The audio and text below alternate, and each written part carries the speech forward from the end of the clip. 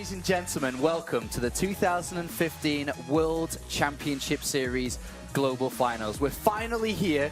It's been a long year, but we're excited to bring you live coverage from California. We're in the Burbank ESL studios, and joining me on the couch to help bring the coverage over the next 12 hours, because that's the day we have, is herO from Team Liquid, is our resident expert and complainer and arguer throughout the day. Non-conformist. I believe, right? Yeah, that's a professional. It's a professional term. I can agree with that. Starting off the day strong. We have also In Control, who's joining us again for another tournament. Happy to have you here, and looking forward to your jokes and your expert analysis. Anything else? That's it. That's why you're here. No, there's a third one. Your general presence on the couch. Thank you, Dario. Thank you, Dario. That's why he's here. I'm and happy of course, with that. Roddy, who's going to be jumping in and out of casting throughout the day, as you are the number one. We're happy to have the number one here. What would it be, a StarCraft tournament without Roddy? Well, streamer, not caster. I think it would still be pretty alright, Sean, in all honesty, but Yeah? I appreciate the kind words. I think we're going to have a lot of fun on this couch, but of course it is all serious as we're here for the global finals of the World Championship Series. And before we jump into the specifics, let's take a bit of a look at what the WCS has been so far this year. The World Championship Series, or WCS, is the heart of competitive StarCraft 2. The best players in the world compete in multi-season competition to win their share of $1.6 million in prize money, as well as WCS points. The points are the backbone of the WCS that represent each player's performance throughout the year. This leads into the global finals, the World Championship of StarCraft 2. The WCS Premier League hosts the best players living outside of Korea. The first step to becoming a Premier League player is competing in a regional qualifier. There are 6 regions through which players can compete for the opportunity to play. The very best from each region will then qualify for Challenger, the next stage of competition. Once in Challenger, players must compete in a single match against players who represented their region in the previous season. The best 32 players from those 6 regions will then travel to compete in the Premier League, fighting to be a WCS champion and increasing their chance to play at the global finals. Korea also offers opportunities to all players to compete in the WCS system through 2 open individual leagues, the GSL and Star League. Players may simultaneously compete in both leagues, offering opportunities to display their skills in the most competitive region. In combination with the official leagues, the WCS, GSL and Star League, players can also travel and compete in global events. Independent StarCraft 2 tournaments hosted by partnered organizations. Each global event in the circuit awards additional points, making them an important milestone in achieving a spot at the global finals. The global finals will take place at BlizzCon in Anaheim, California. The top 16 players with the most points will compete to find out who is the world champion of StarCraft 2. Hopefully you're fully understanding the system of the World Championship Series. 3 long seasons of both WCS, GSL and Star League with lots of events around the world. And now we're here at the global finals for the best 16 in the world. And the tournament format that we have, Rotti, is a brutal one. It's going to be a lot of fun for us. It's obviously a ton of fun for spectators. Single elimination bracket, every match, every single map. Incredibly important. Yep, no time to mess around. You lose one time, you can go home, or well, you can stick around for a little bit, but it's definitely not as fun as still being part of the tournament. And this makes it better for us, Sean. There is no such thing as holding back or saving strategies for a later phase in the tournament. No, you need to bring everything right here, right now. If you're down 2 maps, you know, you're looking at the verge of being eliminated. And players have been have known who they're playing against for a very, very long time now. You know, they've had a lot of time to prepare for this tournament, and here's a man that knows all about preparation. Yeah, indeed. Well, it makes all the difference. It can swing up a matchup which is usually favored towards one player into the favor of another. Because sometimes it's harder to be the favored. Because you're just going to think, okay, I should just do whatever I always do, because that's going to make me succeed. But then the other guy can abuse that fact and exploit you a little bit. And it is the tournament, Jeff. I mean, it is, right? Oh, It's the words, the global finals and BlizzCon is on every fan's tongue throughout the year. It's always the build-up, the road to, and we're finally here, and it's an exciting moment for all of us. It is the big championship, and I think just BlizzCon itself holds kind of a lot of esteem and regard. Like, in the past, they gave away freaking swords, man. It's pretty incredible. It's one of the only terms we can get a sword at it. But also, I think we know definitively this is the last HOTS tournament. This is the HOTS championship. So when Kevin says, don't hide any strategies, yeah, really don't. Because the game's done after this. Like, don't be like, nah, I got Go to that online cup next week he's got to play in. Nah, that's it. So... and Legacy Void is very different. So I'm just really happy that we get to end on a BlizzCon, throw it away. And I got to go back to your comment, too, about this being... We've been making this joke off camera, but, like, these are actually 16 of the absolute best. I think you would make an argument that maybe FanTaSy, maybe Lilbo kind of snuck in there at the end. Good for them. Yeah. We're missing maybe a Dark, but to be brutally honest, we're casters at every tournament are like, 32 of the best Finnish players we've ever had at a tournament. Like, nah, this time, yeah, it's pretty real. So I'm super stoked. It's such an exciting prospect, too, with these 16 players that are fighting for so much money as well. Of course, they're thinking about their first opponent, but $250,000 up for grabs. You don't see this very often. You kind of see it once a year. And it's $100,000 first place, which is life-changing amounts of money. A lot of these guys have already made that, actually, but there's some of them that haven't. And but in one tournament. Incredible. One tournament. This is just 3 days worth of action. But if you are the truly best player, you're going to be walking away with $100,000. I mean, just to put things in perspective, to get $5,000, you often have to be the runner-up at a StarCraft 2 tournament. You get that just for making it here, which shows how prestigious it is to even compete over here at this stage. But the thing is, Tila, I mean, these players, like yourself, when you play in tournaments, you don't really think about the money right now. It's obviously about how far you can go. It's about the preparation that you've put into this. Yeah, I don't think most people are really thinking, okay, next round, if I make it one more step, I'm going to double up my money. Or... I would be. Right, but that's why you're a caster now, because you're mostly thinking about the money. Sean wouldn't just be thinking about it, he's thinking about how to spend it already. Yeah. So I'm coming in, I've already got 5K, I've already spent that. I haven't got it yet, but I've already spent it. Well, I like what Dario said actually off camera. We were talking about this very subject, and he said that a lot of times prize money is actually a distraction. It's one of the things you want to close off from thinking about, because there is a lot of pressure. You say life-changing, $100,000 in one weekend is actually life-changing. That's a house. Well, it's a deposit on a house. Where you're from, maybe. I live in San Francisco, so it would buy like a tenth of a house. The point is, it's gigantic. So a lot of these players need to literally be like, no.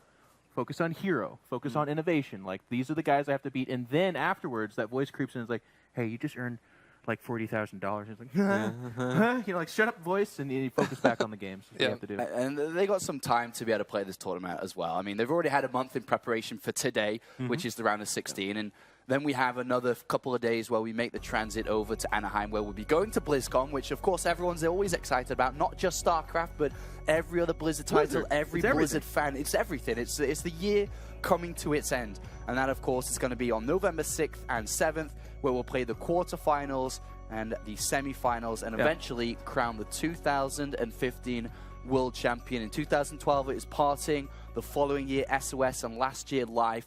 Who is it going to be this year, though? I have no idea, Sean. I mean, we often say that, like, oh, I have no idea who's going to win it. And then, then there is herO, and then a bunch of people that have never taken a map of herO, you know? It's like, well, actually, I do think I kind of know who's going to win. With this top 16, it's like Jeff said, there are 14 guys that are actually pretty much considered to be the top 14 players in the world. And, of course, you can always make a case for your favorite player, or maybe one there, but it's very difficult to predict this one. I mean, we've got all three previous world champs here. Like, how cool is that? So crazy. Parting, who won in China, SOS, who won here in 2013, and Live won there. I mean, like, often they say, like, StarCraft is kind of random, or it's really hard to stay on top for a long time. Well, those three guys, they're proving the opposite by being here again. I think it's really sick. You're right, Roddy. I do it in like 30 seconds this time. Go ahead and answer the question. Okay, innovation. I think innovation is going to take it. He's right. He actually got it right. It's been a long year. We've had 3 seasons of GSL, 3 seasons of Star League, 3 seasons of course, GSL. And here we are for the Global Finals. But before we move forward to look at the first game, let's remind ourselves of how really awesome this year was. The World Championship Series, the lifeblood of competitive StarCraft for thousands around the world. Hundreds of players took part in the WCS over the past year, but 3 seasons of competition have narrowed the field down to the top 16. This is how it played out. In Season 1, the WCS travelled to France in search for the year's first champion, and with few upsets, the favourites were able to secure their spots in the playoffs. In the grand final, we saw some excellent games between Pult and Hydra, ending with a remarkable comeback victory for Captain America. But this base is so important for Hydra. Over in Korea, the GSL featured a close final between Parting and the reigning world champion Life. When the dust settled, Life had added another championship title to his collection. Running simultaneously to the GSL, the first season of Star League took place, where Maru won his second StarCraft championship with a convincing 4-1 victory over Dream. Throughout the year, we saw several players winning lots of points in WCS global events, most notably Zest, who returned to form and won the Intel Extreme Masters World Championship. For Season 2, the next stop on the road to BlizzCon was Toronto, Canada. This season saw the rise of the new European talent, including the young French star Lilbo, who dominated fellow European players to advance to the grand final. On the other side of the bracket, Hydra took revenge against Pult in a rematch from the Season 1 Grand Final. Hydra then went on to beat Lilbo 4-2 to secure his first title in StarCraft 2. The GSL had some surprising results as older faces returned to the spotlight, including Biol, now considered to be one of the best Zergs in the world. He faced off against Rain in the Grand Final, but was bested by the experienced Protoss player. In Star League, Dream again found himself in the grand final, this time against Classic, who was able to deny Dream his first StarCraft 2 title with a 4-1 victory. Season 3, the final WCS season of 2015, was also one of the most memorable seasons of all time. The playoffs were held in Krakow, Poland, where hometown Mana fought his way to the grand final. There he met Season 2 finalist Lilbo, who would dethrone the Season 2 champion Hydra in the quarterfinals.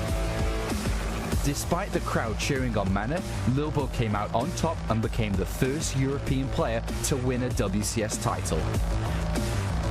In Korea, the legendary Terran player Innovation performed better than ever before, crushing the competition to arrive in the grand final. There he matched up against Season 2 finalist Biol, but Innovation was on another level. He took home his second GSL title and is now widely considered a big favourite to challenge for the World Championship title at BlizzCon.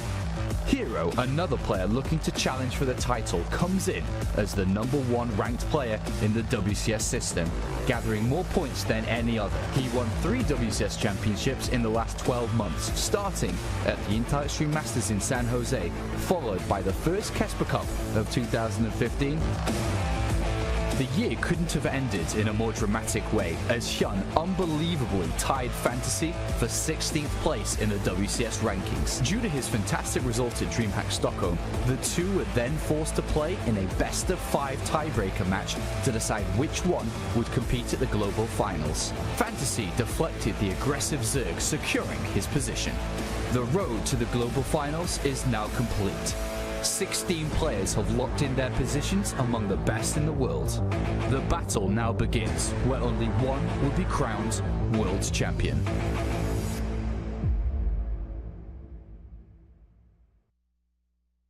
Thank you very much, Sean. Back here on the couch, and we will find out which one of these players will be crowned world champion. An excellent Great job recap on there that by video, myself. Sean. Yeah, I know, did the explanation video earlier on as well. Thinking about jumping up and casting instead of Clarice I'm and Todd as excited well. when the BlizzCon song is performed by a choir of you, re-recorded over and over again. You guys think Linkin Park's coming in? It's actually Sean. It's me. It's Sean every time. That's the best way. It's. I mean, I have another Sean coming to the other event as well, day 9. Yep. But let's move our attention now to the 16 players. They've obviously played all year long now. They've gathered the points that they've wanted to gather, and they come into the standings now from rank 1 to rank 16 in a very obvious format: 1 plays 16, 2 plays 15, and so on. But herO, Tilo here, head and shoulders above the rest, and that is a massive margin.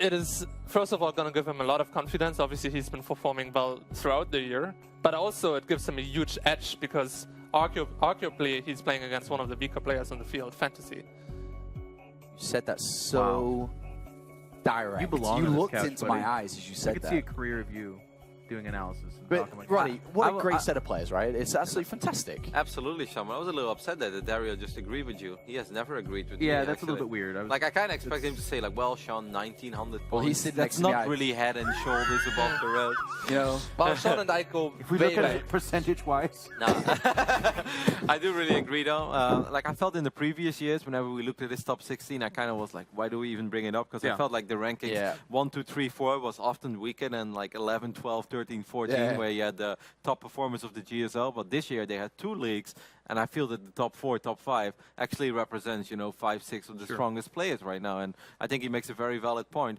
FanTaSy is really good, but herO will probably think, I'm pretty happy with FanTaSy over here. I'll be the Dario. Okay, so yeah, it is. It's a big deal, and getting all those points is cool. But let us not forget that it doesn't necessarily reflect who's the hottest right now. Like herO, right now, probably not the most intensely heated player we could imagine. I think Innovation, who's still in the upper echelon of that top 16, but most recently winning the GSL, is probably the guy that everyone's calling the favorite. I mean, when you look at that, though, it's, herO's consistency throughout the year has been rewarded is that he plays FanTaSy and Innovation plays Zest, right? I mean, herO did just win SSL let's see how that 3. turns out, though. Right? I mean, he did Innovation just 3-0s, and apparently that was okay. But if herO loses, all of a sudden it's like, what? But I mean, I agree there with Sean as well, though. Like, it's not just the beginning of the year for herO. He won the most recent Star League. I mean, that's still pretty damn good, right? Yeah, I mean, but Innovation also won the most recent He dropped GSL, a couple maps. so, I mean, they're both on but fire FanTaSy right took now. second at the Copenhagen Spring Games earlier this year. He so did. who's the real winner now? All right. Let's take a look at the bracket then. This is who's going to play who. If you didn't kind of work it out already, I think the obvious one was obviously herO versus FanTaSy, which is going to be our opening match of the global finals. But some of the games in the middle here are some of the tightly contested matches you could hope for. I mean, look at it. Innovation versus Zest is a fantastic series. Just one of them, but there's a bunch of them. Well, Dario, you were saying we're going to see probably the best Zerg playing right now, right? Yeah, fantastic, right? Pure, I would say he's currently the best. I would still love to see Life just having this insane peak that he sometimes shows, because sometimes it just happens that Life surprises everybody again and just has insane skill in his execution, but Pure is definitely more consistent and expected to go far. But Pure at the same time is also in a very difficult part of the bracket. I mean, he's going to potentially face herO in the second one. I mean, we have so many classics, too. I like Rain Pult being kind of the Korean that went abroad and still has success up against Rain, who in the past has been one of the most solid Protosses we have. And I'm going to take the other side of Dario. Like, yeah, it'd be nice to see Life play well. At the same time, it'd be nice to see Life go down in a burning building with Lilbo at the top of it, just nonchalantly winning as a foreigner. I mean, imagine seeing him topple the champion, the defending champion, and going to that round of 8. That would be incredible. That's the thing with the players here, and the way that the bracket's laid out is almost you could say any one of these players on a perfect form day could keep on going through that bracket, including Lilbo. You can imagine him beating Life on a perfect day. Life hasn't been performing as well, and it really does show the skill level between these 16 players. They're all champions. They're all champions. Yeah, they're all very good. I do think that Dario made a very good point that Pure has been the most consistent Zerg. But if you look at his bracket, he could arguably have the hardest bracket in history or something. Like, if he would go past Classic, then maybe herO, and then he gets maybe Zest Innovation, the winner of that series, or even a Life that's on fire if he makes it that far. I mean, that's one hell of a bracket. Like, Bjorn didn't get lucky when it came to where he is. I like how we're split on here with who to win, and I'm sure everyone at home is split as well. So if you do want to join us on social media, it is #WCS, as always, throughout today and next week. And let us know who you think is going to win, because it is very difficult to be able to predict a full outright winner, which leads us into the first match of the day. And we'll talk about this in a little bit, because the two players here on FanTaSy did have a couple of words to say themselves.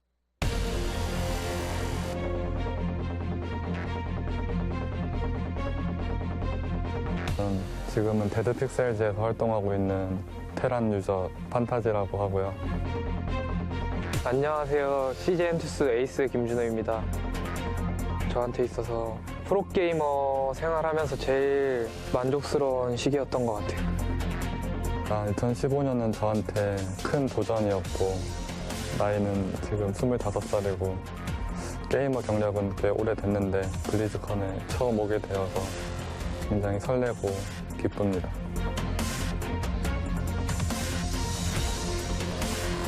국내 1티어 대회 우승이 제 최종적인 목표였는데 이번 연도에 이제 이뤘기 때문에 목표를 다시 잡았는데 그 목표가 이제 블리즈컨 우승이고 일단 준호가 아무래도 2015년 가장 잘했던 선수이고 포인트도 1등이기 때문에 쉽지 않을 것 같지만 대진표를 보고 명훈이 형이라고 한 걸 봤을 때 되게 만족스러웠고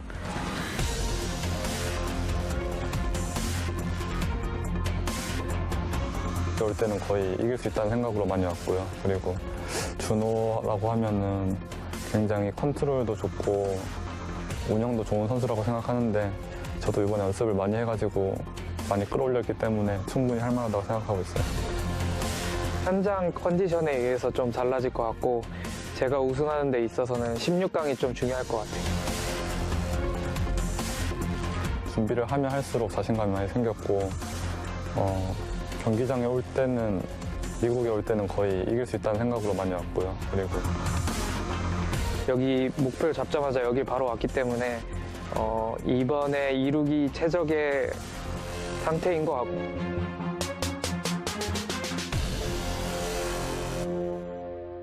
And here we are with the first match of the global finals. Incredibly excited. Roddy, I've got to jump right in it. All right. You've heard what the players have had to say. And looking at the rank, number 1 versus number 16 truly represents this match. Yes, a lot of the matches I think are very difficult to predict, but this one, I mean, it's not saying that it's impossible for FanTaSy, but herO is a clear favorite here. You know, we all kind of expect a 3-1. Maybe some people even expect 3-0.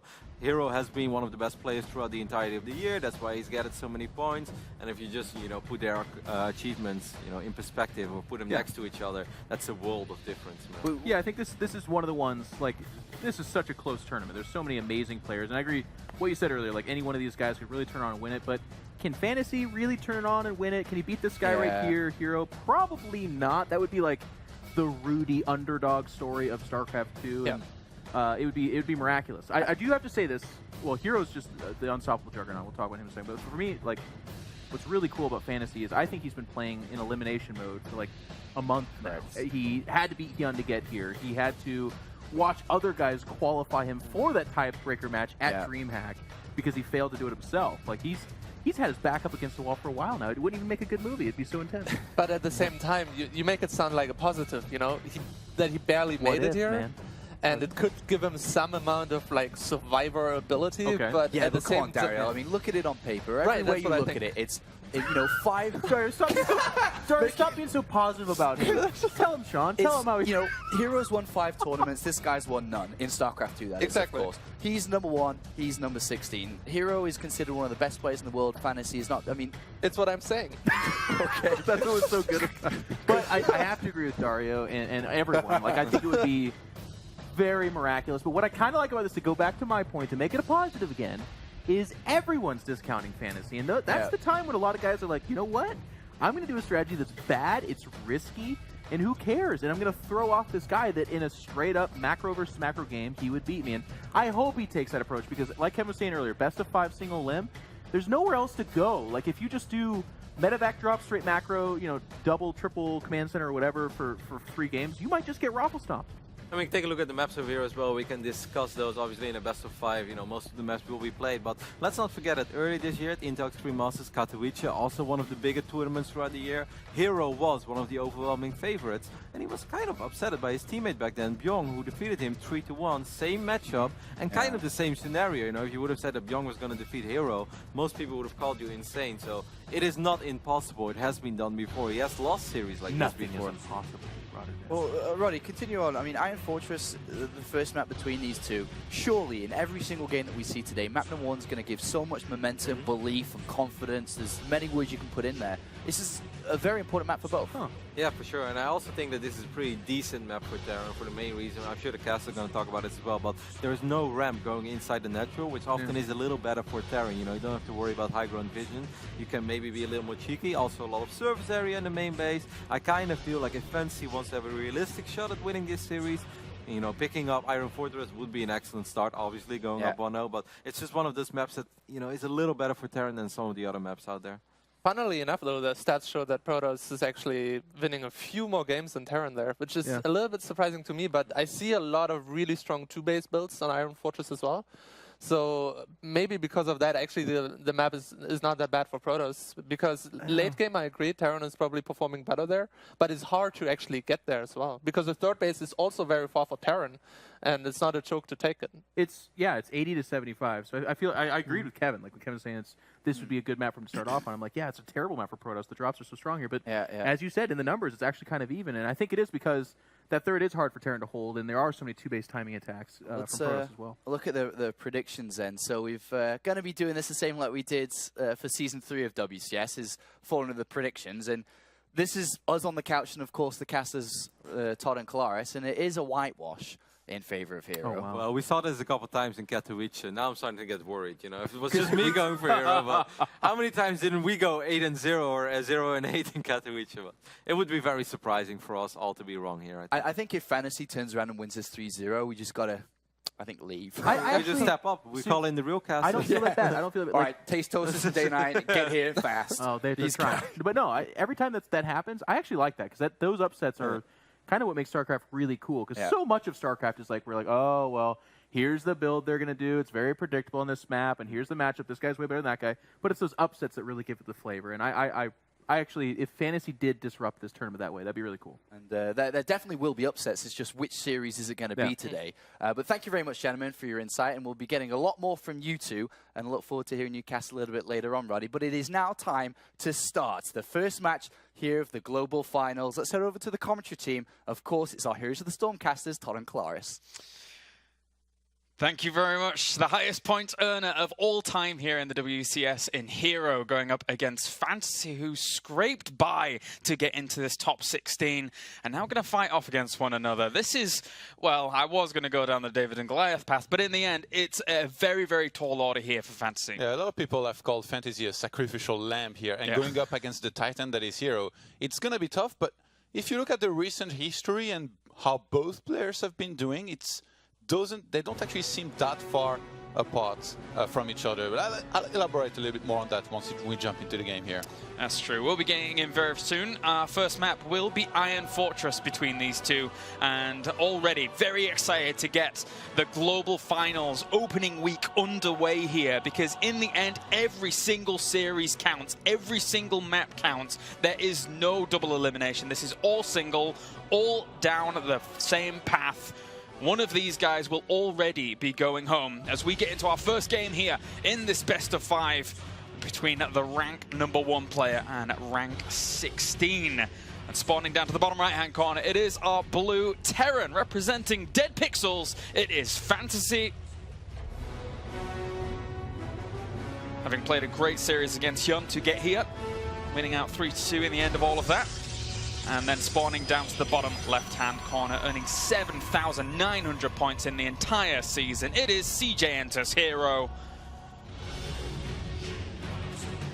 representing his team extremely strongly during the entirety of the year.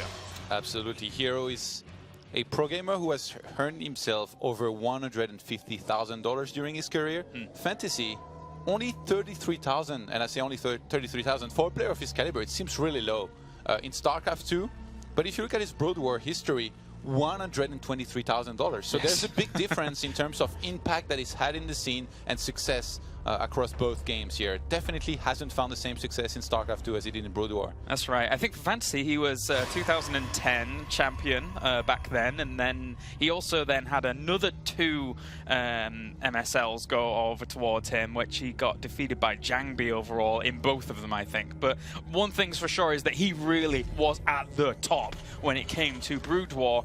Hasn't really kind of worked out as well over in StarCraft 2. But herO, meanwhile, he's been here forever. I mean, 3 times Intel Extreme Masters champion. Nobody else has ever been able to do that. I mean, the numbers you quote alone, I think herO won around $34,000 in the SSL Championship alone. So he won the entirety of what FanTaSy has earned in one tournament.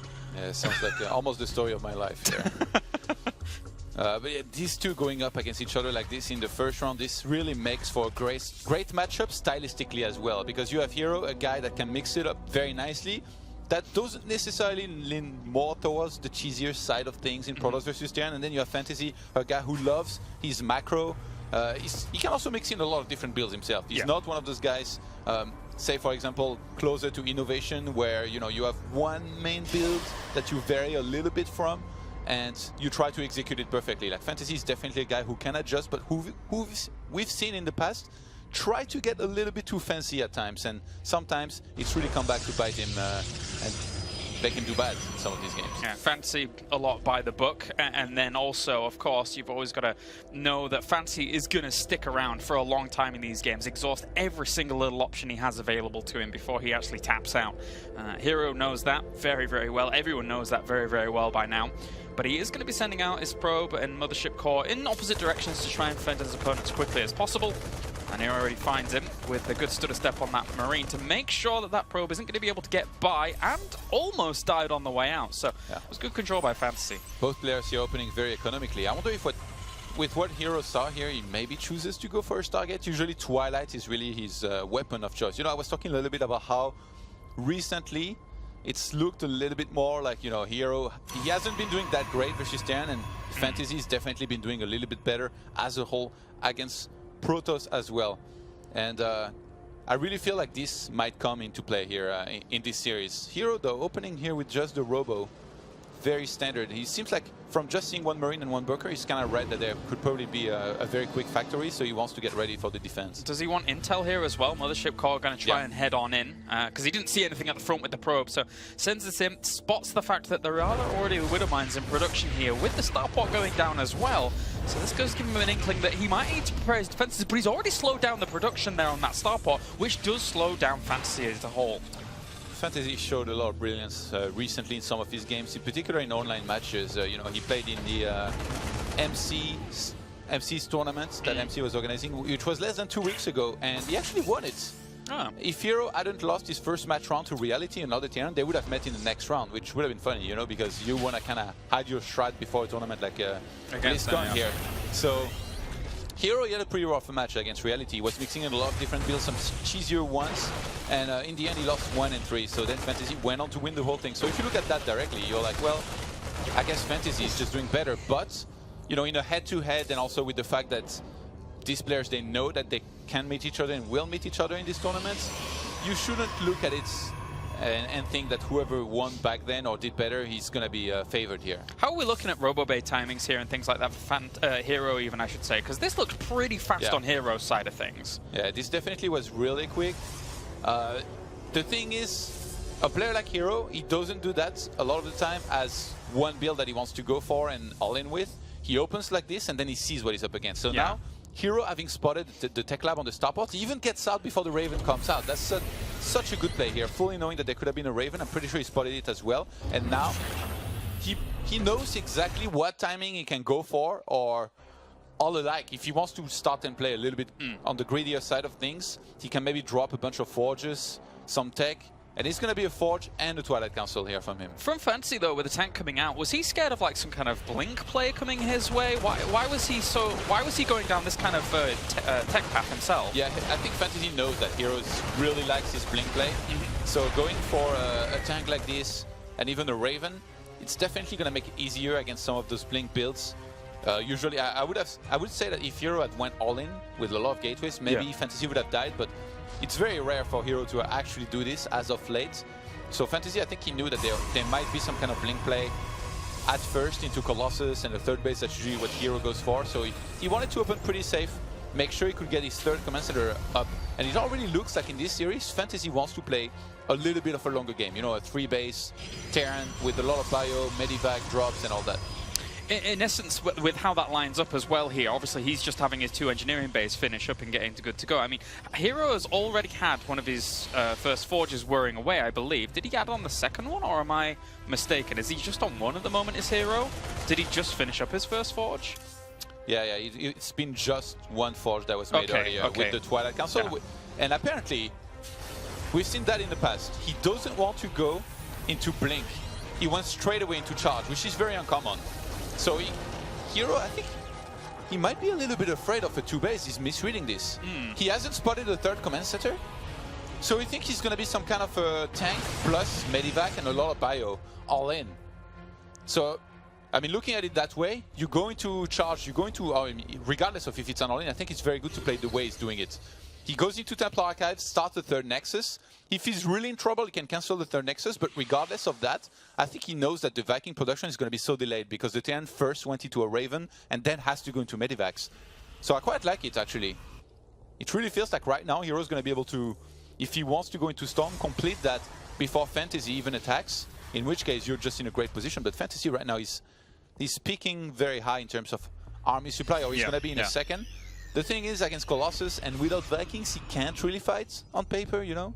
He's done a good job of keeping his macro, that's for sure, with his army. But again, against these 3 Colossi, as you say, there's not really a whole lot he can do for now. He's just going to sit back on his 3 base. One would argue here a second starport is probably on the cards pretty soon, because right now, even pressing the issue just a little bit, I think he realizes, aside from those 2 tanks, there's not too much here that he could do. So if he kind of wiggled around with those Colossi, he could have poked and put his opponent on a very defensive posture. That was a great scan here by FanTaSy, spotting that third base. He knows that herO's not going all in, supposedly, but herO, this might be a fake Nexus. He's only on 45 probes.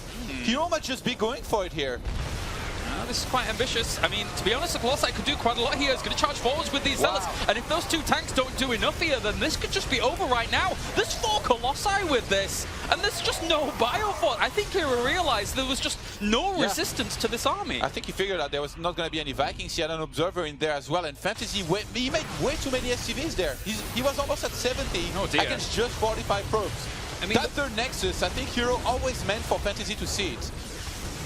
If FanTaSy hadn't seen it, he might have thought that this is a 2 base and played a lot more defensively, but now he was trying to defend a third base that's very hard to take on this map. He lost so much already here. He's just got nothing to answer this. I mean, there's not even Vikings in production. There's a medevac coming down. There actually was a lot of probes that did die off on the other side thanks to the fact that there was a Widow Mine drop, but it's not enough. You can't have those just Widow Mines alone contest this kind of army that's going to push through and kill off 35 workers already. herO lost a lot across the map, actually. Oh my god. If FanTaSy is able to hold back at home with a good fight, he might be okay. And there isn't that much left here for herO, but it's really those 3 Colossi. Yeah, he got himself 1 Colossus, but still, there's enough on the ground with these 2 Archons tanking what it needs to. They're going to base trade, I guess. Back at home, there isn't really all that much here for herO. He's got a bunch of charge lots. He's trying to get an Archon. Oh, he's going to recall. Oh, okay. Well, that means it's 36 workers to 32. I think he was a bit too early here to recall. He didn't do enough damage in FanTaSy's base. FanTaSy's still very much in this. Walker count 32 SCVs to 38 probes. And army, FanTaSy's going to be ahead, and now he's already out on the map. I think it really comes down to the fact that he did split off a little bit of the army and kept the pressure up on the other side here for FanTaSy, because if he hadn't have done that, there was no way he was going to contest the Colossi unless he'd have got a really nice flank off or something like that. It's weird, like it seems like FanTaSy definitely come out ahead from this, but herO, it looked for a second like he really wanted to attack. Now he's gonna finish up Blink. It's time to add a whole bunch of Stalkers here to start and defend properly against all these Stalkers. Yeah, I don't think that's gonna go off. Oh, is it? Bam. Well, lovely. Well, that is a big drop. Wow, this is so much better for FanTaSy here. He's gonna land and start attacking his opponent's base so much faster than herO will be. It looks like we might have to go into a base he recalled right onto it! Oh my god, that's quite ambitious. He's going to kill off quite a few of the units that are already here. Blinks for, well, goes forwards with some of those Stalkers and actually gets some Medevacers too. That's quite the saturation. But for now, that was an ambitious move. You don't normally recall right onto the spot where the opponent is actually laying siege to. The thing is, again, he has Colossus and he has enough Stalkers here, herO, to blink below those Medivacs and start sniping them. But right now, FanTaSy, by being so out on the map and always ready to do his attacks, it really feels like he's doing quite a bit better. Another drop over towards the left, so at least he's still limiting his opponent's third base. The Mothership Core actually spots these Medivacs. And there's a bunch of High Templars there ready to feed back. He's going to have to walk all the way back, though, here. Doesn't have the Mothership Core with that. Some feedbacks did land on those Medivacs as they came in towards the natural. At the same time, though, this army is slightly separated off. Good kiting here by FanTaSy, though, keeping out of range of those Colossi for a little while. Will make sure that they stay alive for a bit longer here, trying to evade that AoE damage.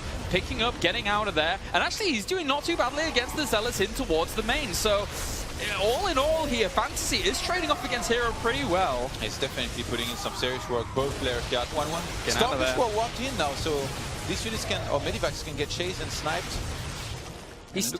FanTaSy just gets out on there. How many Colossi do we have still on the map? Because Okay, so there's 2. Yeah, they have been thinned down. Yeah.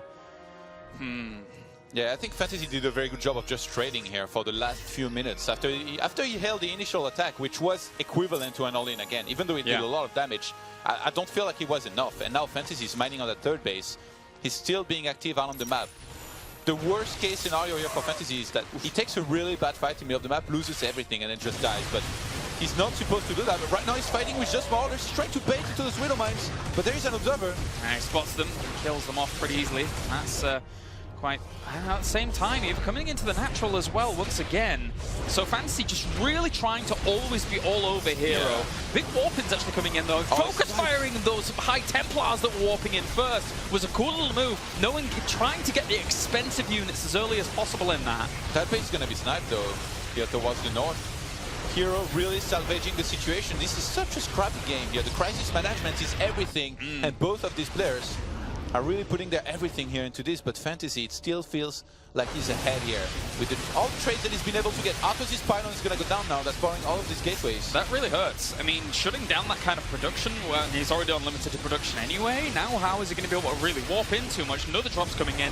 All the reinforcements that keep warping in are just getting kind of separated off and killed off. They even walked through the Widow Mines up towards the top, so some of the Stalkers died. And where are the Colossi? They're trying to scramble back here to help all this out. But as this continues on, FanTaSy is still producing. Yeah. They take such a long time here to go across the map. herO is practically mined out here in the main base. He's really running out of minerals and gas, but so is FanTaSy. But remember, FanTaSy, he could fly his main orbital command to another base if he wanted to, and that's completely mined out. And FanTaSy is being so active here on the map with so many medivacs and a lot of bioforces as well. All right, well, calm down just for a moment here, as herO at the moment knows that up to the top left, there is always going to be posing this threat. I think he sees it with an observer. Yeah. So it means he can't really leave, but he has to do something over the other side because FanTaSy is still a mess. Oh, that observer. That observer spots the entire army on the left-hand side. herO's going to try to catch a little bit here if he can, but there's double the army supply for FanTaSy. herO needs something good like this to happen. That's a good blade forward. He gets quite a few of those medevacs actually, really catching that off guard. FanTaSy, the scramble, you could see the moment where he was trying to pick up, but at the same time, he just has so much army supply. He drops into the natural. There's only a Colossus there with just a few units, thankfully separated off here for herO, but could have got messier. Yeah. FanTaSy has such a massive army lead here. If he wanted, he could just wait for herO to make the mistake of leaving his base and then drop and do a lot of damage. Back at home, he's got enough as well to hold a potential attack. Still hasn't made, I don't think he made a single Viking in this game. No. And he's still fighting against Colossus and winning. He's, oh, the SCVs, where are they going? Are they coming? Oh, no, he's tried to transfer over to this third location. I thought he was maybe getting ready for... Dropping the main again here from FanTaSy. There is nothing back at home for herO to defend. He's going all in. Point defense drone's been thrown down as well here to soak up any of the shots from the Stalkers as they walk forwards. But at the same time, I mean, even if he trades off a good chunk here, he's still not getting towards those Colossi. The Widow Mines at the back here are looking to finish them off, though. If they're not careful, they're going to just walk slightly out of range. And he's actually been able to clean up okay with these two Archons towards the back as well. herO is such a warrior. He's somehow fighting in this game with... he had as little as half the army supply of FanTaSy here for a second, but FanTaSy, not the best fight here for him to take right outside of his base. Still ahead in army supply though with 59 to 45. How is he still alive? Well, he's not going to be alive for much longer if these Colossi go down. One already gets flanked here by the Marauders. Second one might fall as well because it's just not enough to buffer for it. And that might be herO done here. He needs the AoE damage to keep him going. And that is a lot lost. A lot. Yeah, FanTaSy scans the natural of herO. He sees I guess the remainder here of his army, which is really not much. 2 Archons, a bunch of Zealots. More Archons are not going to be walked in, but there's no more Colossus here. So this can just be kited endlessly here by the army of FanTaSy. There's also going to be Widow Mines coming into play. And that Mothership core is gone, so it's a lot of gas to replenish here at this point. I was actually the main command center that flew over towards that third location. So good. Now one more Colossus in these Archons is all that's going to really stand here between FanTaSy and just being able to crush on through. There's a lot of AoE damage. Look at him trying to babysit these Archons and get as much damage done as possible. Actually, they've done amazingly well against that army. FanTaSy getting a little bit too hasty here, fighting too early and losing quite a bit. How is herO still alive? He's an absolute warrior. That's how he's alive. He's a beast. He's got another Colossus coming out as well. This is pretty impressive. Oh, the observer steps out of the scan. Oh, wow. herO is so good. He saw that coming as well. He saw the units moving towards the observer. He's like, he's going to scan, get out of here. And then FanTaSy missed. Even the little details like these can change everything. Yeah. herO, he's got 3 observers down on the map. He's got a good vision. It's certainly been a while since I got FanTaSy to... scans the top right-hand side. He thought there might be a hidden expansion here, which is one of the few things he could lose to as well. It's been a while since we get to cast this level of StarCraft, and it's happy to be back with players like herO here, just being able to be so resilient. I mean, partially put himself in this kind of predicament because he was going for a very, very aggressive play, and FanTaSy didn't have any of it, really. It's a very interesting mindset that FanTaSy went into this series with, especially the first map here, because he hasn't made a single Viking the entire game. If herO really picks up, I mean, first you need to try to win this game. But I'm talking from next game onwards. If herO really realizes that properly, he can just play very defensive and keep on massing Colossus. Then it's going to be so hard for FanTaSy to, I guess, do something good. In this case, he's just got so much more army supply. Thing is, it's 22 Marauders, Skylars. Thing is, though, I still think herO's just not out of it. Like, if he keeps tabs on this army and tries to kind of keep track of it when it's moving around, that's the thing that's clever about FanTaSy. And he sees it with an observer. Oh my god. This guy was waiting for this drop to come here the whole time. herO might be trying to catch it, but he's really not got that many stalkers. So he's going to dispatch them to try and catch the medivacs and catch the main army with his own. That army is separated up. He gets himself one Maverick with a High Templar. Second one already goes down with the 3 Stalkers alone, but 2 have already made it in towards the main base. He's going to snipe out the natural Nexus. That's a great move here by FanTaSy. A lot of this army's kind of trapped. He needs to get them out with the Medivacs as quickly as possible. Oof, and he will do. Meanwhile, in the main base as well, just doing a little bit of damage here to the infrastructure. herO is scrambling while another army, but he's already been separated up here for the defense as well. He's going to try to defend that location, and he will lose some here. I think for herO, eventually, when cleaning all of this up, he's going to have to do something. He's lost a lot of his economy from the natural. Yeah, the thing is that as soon as he moves across the map, then he gets dropped and takes a lot of damage. This minefield is insane. There's so many Widow Mines here. Oh my. FanTaSy could have just moved into the 3rd base and try and snipe it, but he goes for the army instead. He almost lost the observer there as well, kept it alive by the skin of its teeth on the very edge of that scan.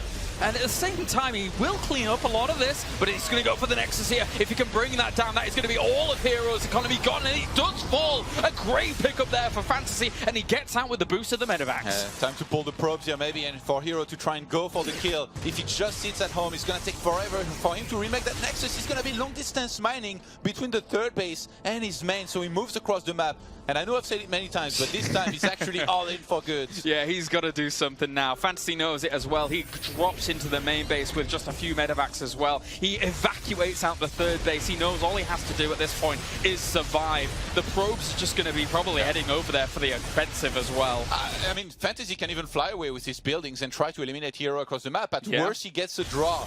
This should be a win for him unless he really messes up the big fight, which I don't expect. Yeah, it should be. Technically, there's 400 minerals in the bank here for herO if he really somehow kind of scrambles out this position. The probes are, as you can see, going in an odd direction. But he will repair this one as well and keep it going. He needs his army together. Yeah, herO's patiently waiting for his Colossus to rejoin this part of his army.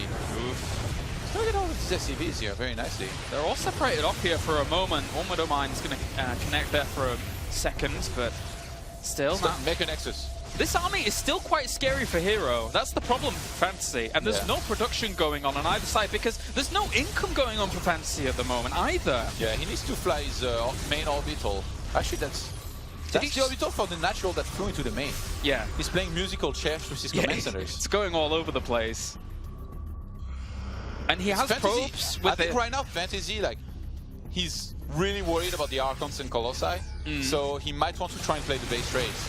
The issue which would be crazy. What a crazy game to start this tournament, oh my god. The issue is, though, he has probes with the army, and he's probably expecting some minerals to be in the bank so he can make some buildings as well. So, yeah, we are in a very odd base trade scenario already in game number 1. All these SCVs are trapped out on the map. If FanTaSy was to lose these, then he can't really remake anything out on the map. The probes are going to be sniped. Oh my god, you can't be losing this 0. You still got 10, but that's a really good point, actually. Yeah, SCVs are going to get sniped, then FanTaSy is going to be supply blocked, then he can't remake anything. This might just end up being a draw unless somebody can outdo the other here in this game.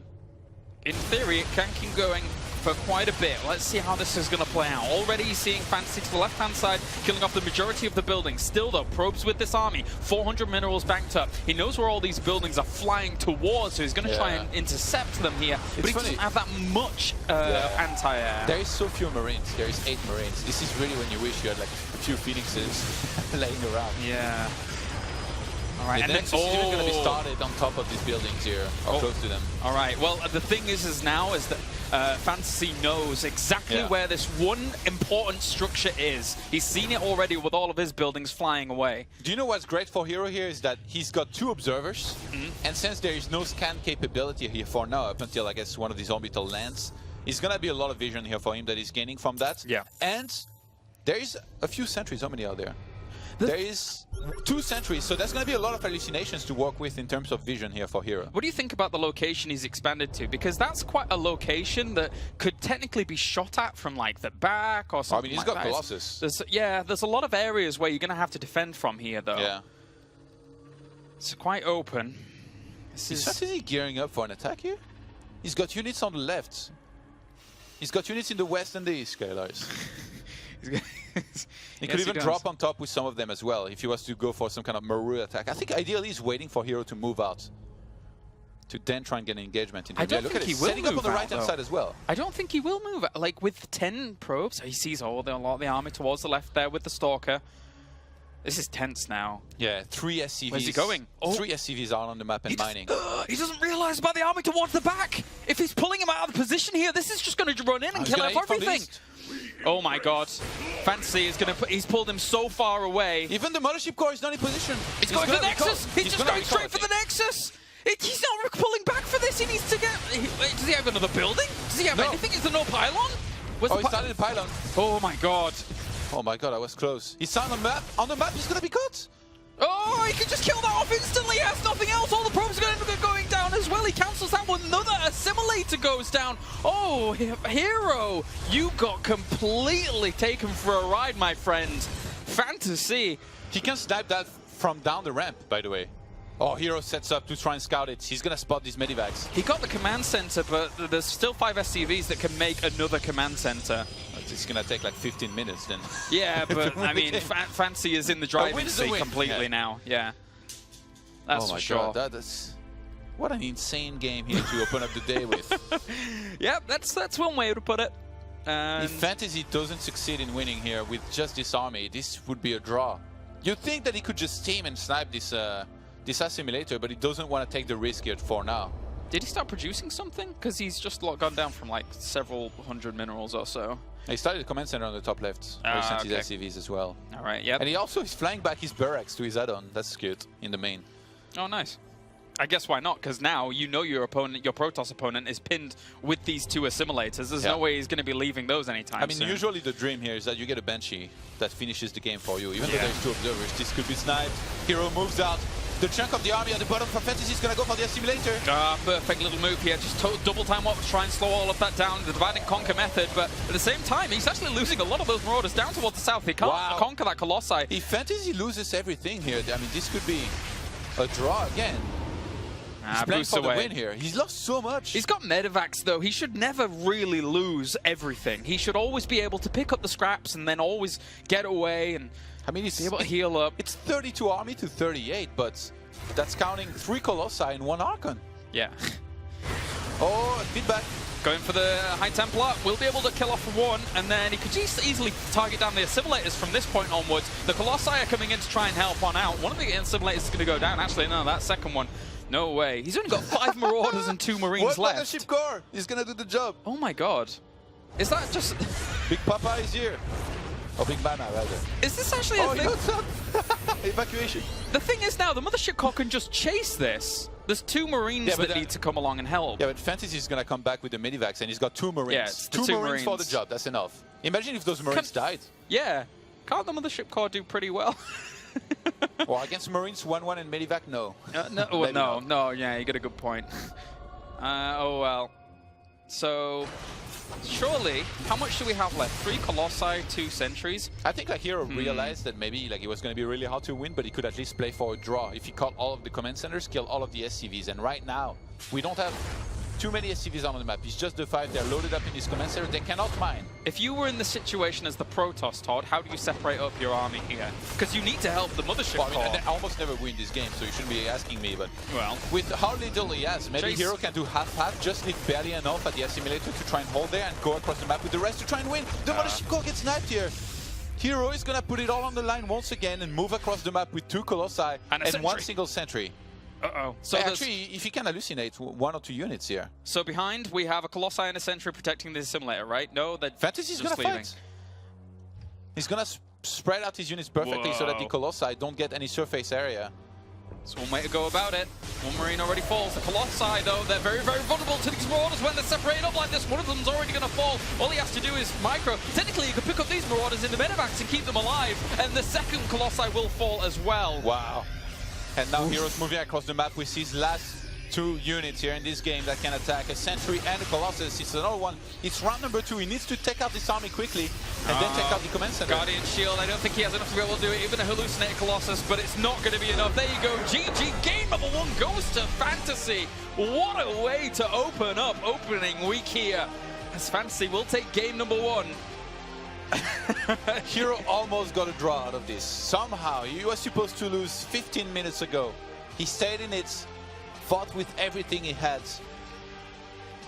I mean, there's so much to talk about from that game. First was kind of the mindset that we were seeing from herO, that the 45 probes, the being very aggressive stance there, to the FanTaSy just having no Vikings all the way through that game and somehow still surviving. This is one of the battles later on down the line that kind of we thought herO was going to be extremely victorious with, and then FanTaSy, most importantly, picked up a lot of his units and flew across to the other side. That's the Windows 10 game DVR replay if I've ever seen one, Kalice. But yeah, herO, he went for the big attack, didn't kill immediately FanTaSy and recalled too early. That was, I think, his biggest mistake. If I had to narrow it down to one single thing, is that he recalled too early. If he hadn't done that, he wouldn't have found himself in this position where FanTaSy was ahead in supply. That was, I think, both workers and army, mostly army though. And then herO got, I guess, stretched out. He had to defend in multiple places at once. Not having Blink for the longest time really didn't help as well. And in the end, FanTaSy pulled it off properly. I think also if herO left a lot of Zealots across the map to fight with and recall with the rest, he would have been the same, but he would have done better across the map and kept on killing stuff. But now we're going to head to Coda. All right, Coda, our second map here. At the moment, FanTaSy is starting to make that upset happen. A lot of people looking to herO as one of the guys to not only do well here in the round of 16, but also advance on very far in the tournament. But FanTaSy right now, after a crazy roller coaster ride of game number 1, has been able to take the first victory, the first win on the board. Yeah, I think this is definitely one of the better maps here for herO to do good. Just in general, with what we've seen from him in the past on this map, you know, he likes to open fairly standard, open with Blink, and a lot of the time what we're going to be seeing from FanTaSy on a map like this is, I think, a Widow Mine drop, you know, with a quick command center early on in the game, which, if you're herO, there was one of his games not too long ago that he played on this map where the defense was pretty close to perfect, and then immediately behind this, herO is a smart player. He comes to conclusions very quickly. He knew that he could drop double Forge very quickly in the game, get a lot of these upgrades going, and then do well further down the line. And I wouldn't be surprised if we saw something like this here happen, unless FanTaSy really wants to keep things crazy or play differently than just a regular Widow Mine drop that we see a lot in Terran vs Protoss. Well, I'm extremely excited for the whole day now after what we've seen in our opening game. So let's get into game number 2 here between FanTaSy and herO. FanTaSy at the moment leads 1-0 over the #1 ranked player in 2015, the highest point earner of all time with 7,900 points. As we have spawning down to the bottom right-hand corner, it is our blue Terran representing Dead Pixels. It is FanTaSy. Great start from him. Great start. A crazy back-and-forth game, but he made it work. And up to the top left-hand corner, we have our red Protoss representing CJ Entus. It is herO. herO definitely a bit of a survivor in last game, staying alive for as long as he did.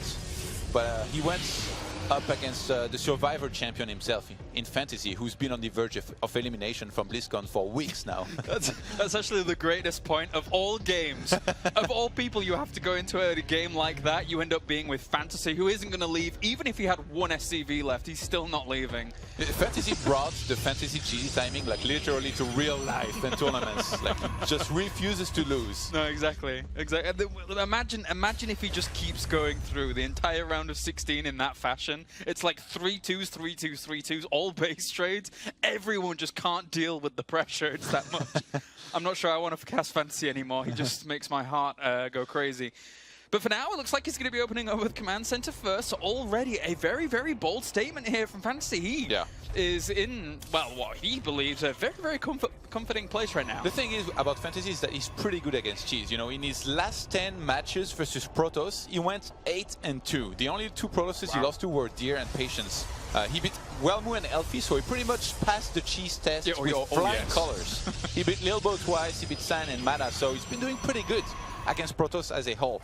But we've seen him sometimes overextend, making some weird decisions. Like one of those games that he lost against Wellmu back in DreamHack Stockholm, it was a game where he went for a Widowmine drop that didn't do too much damage, and then instead of playing standard, he dropped down a 3rd command center before adding any kind of additional barracks. I mean, against Wellmu, you don't do this. He's just going to attack you and kill you, which is exactly what happened. So now, against herO, he needs to make sure that he's on top of his reads, because herO, he can definitely mix in a few attacks himself here, if he senses weakness or that his opponent's trying something.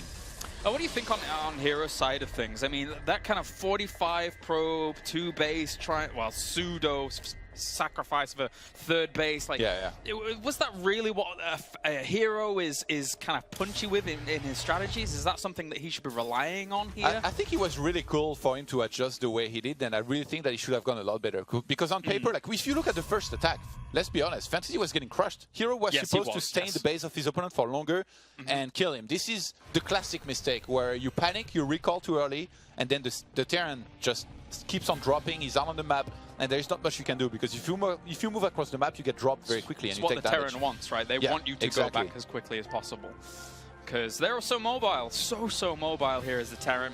And as you can see here from FanTaSy's side of things, no gases, it's just been 3 barracks opener after a 2nd command center. Now this can help out really, really well against anything that's particularly aggressive from a Protoss. We've seen this help out after a command center first from things like blink attacks, because then you have so many Marines and stuff like that, that it helps out a lot against that, just in case it was a hit.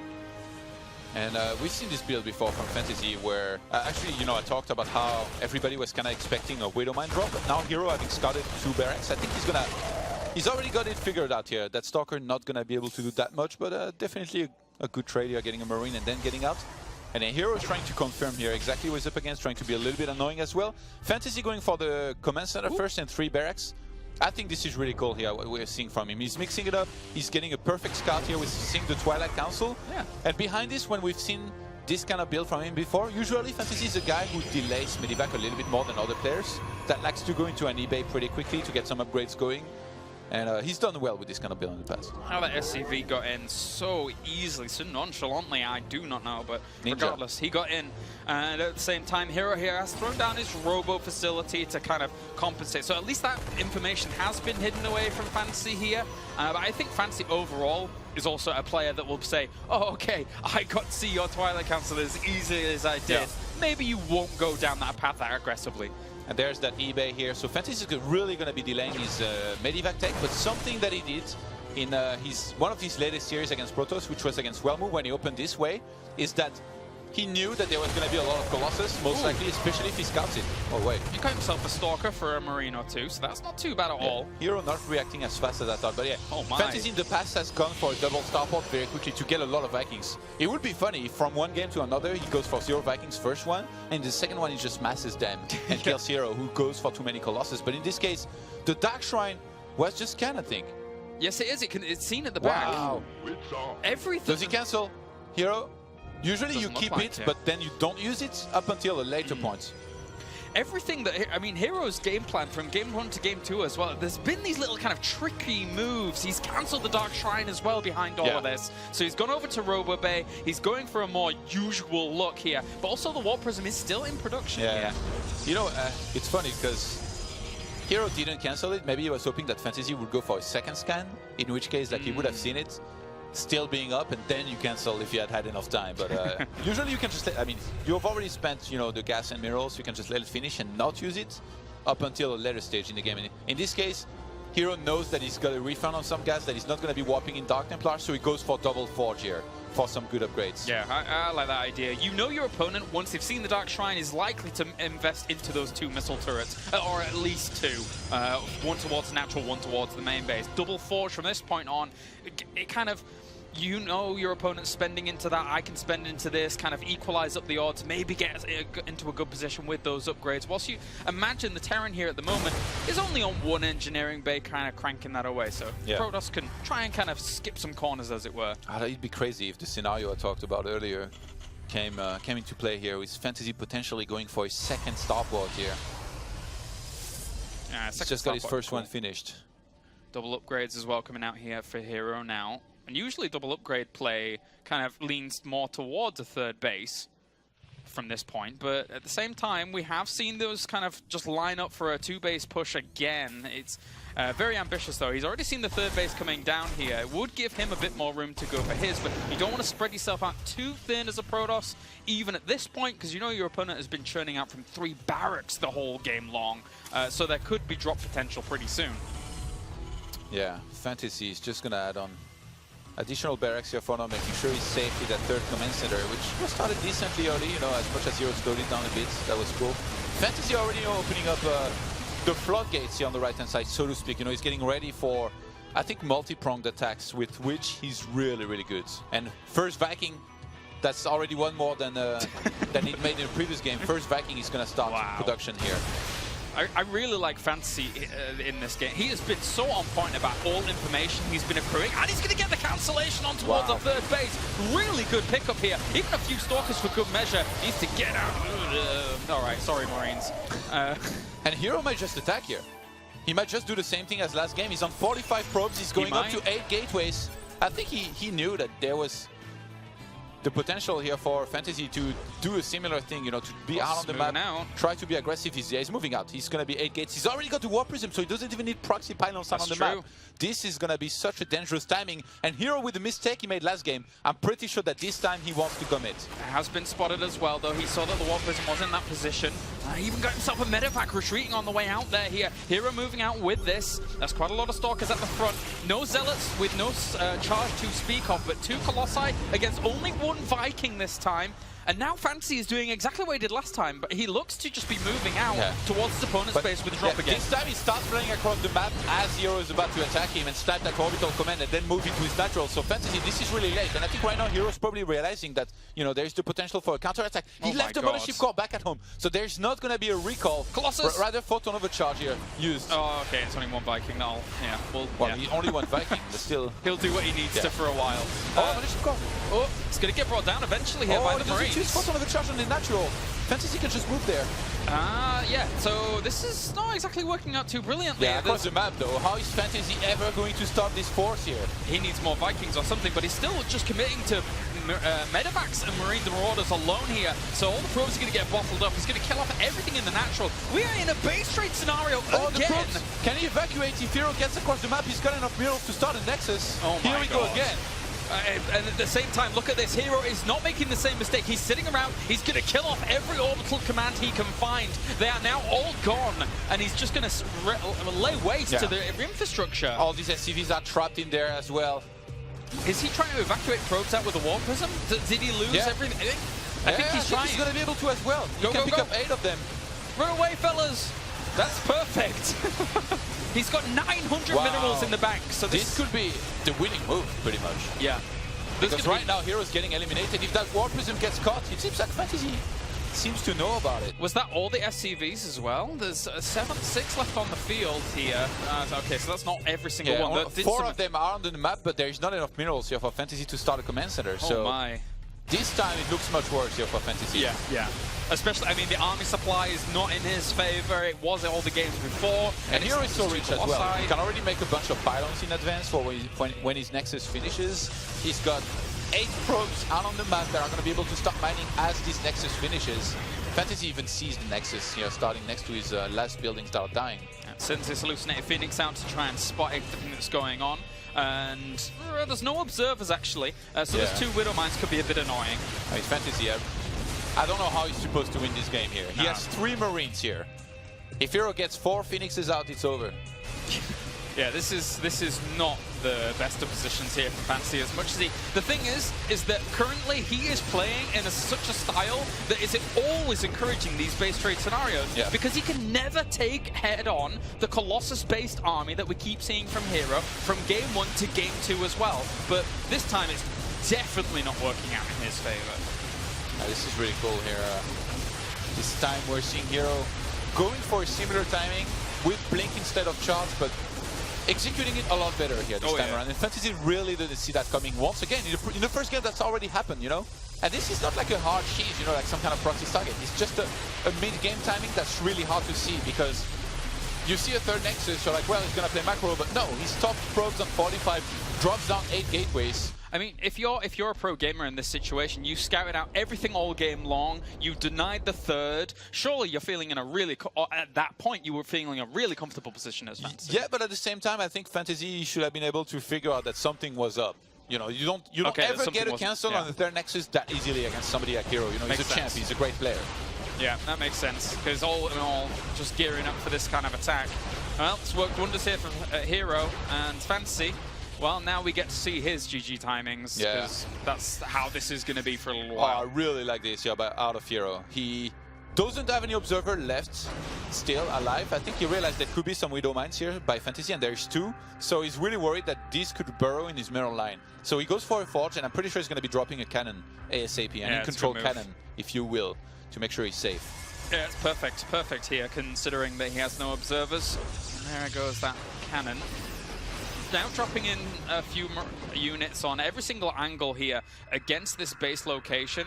He's going to have to try and poke and prod and overwhelm somehow, but he just doesn't have the units to overwhelm. Even just that blink forwards with these Stalkers, and he's just catching any small scrap.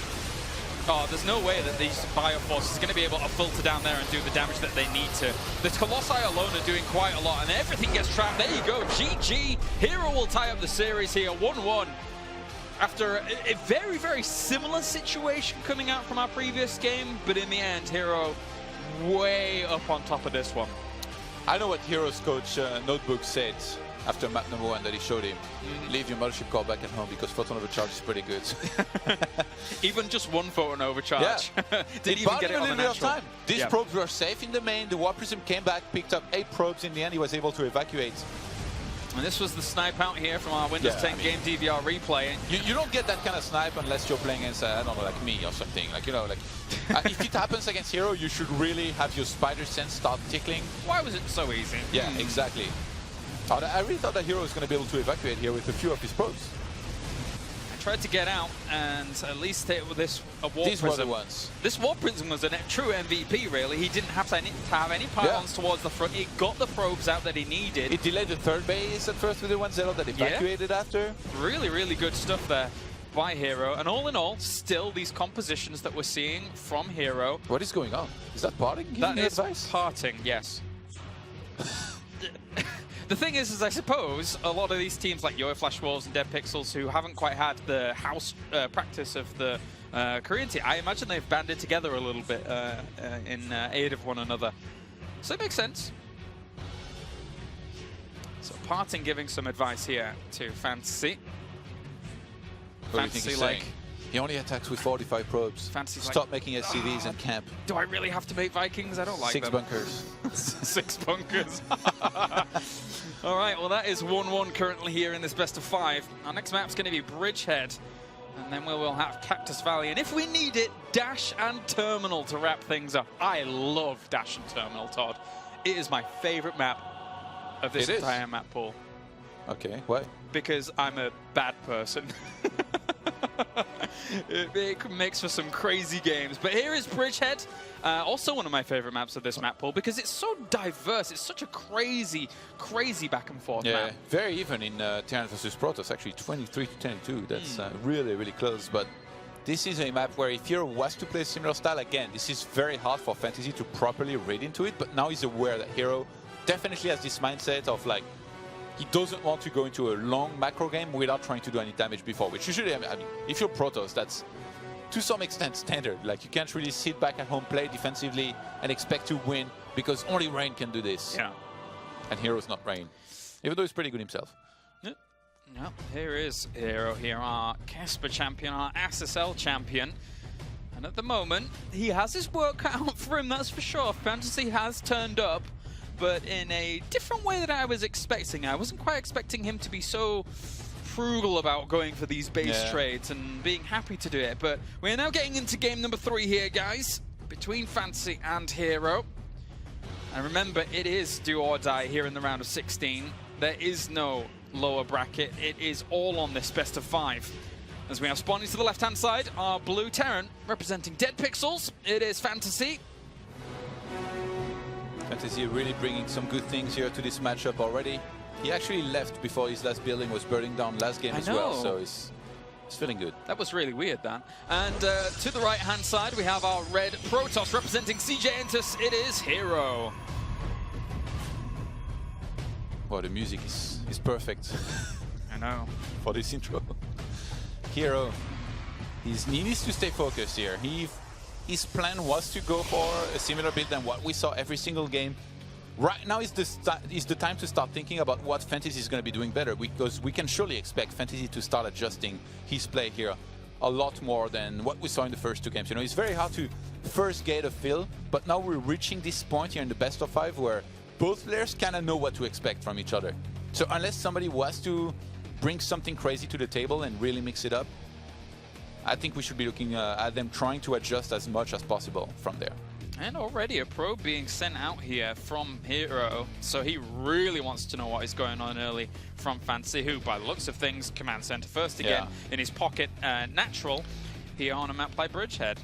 One of the best things about herO's Protoss versus Terran is I think he likes to mix in a lot of double gas openers, which we haven't seen yet from him in this series.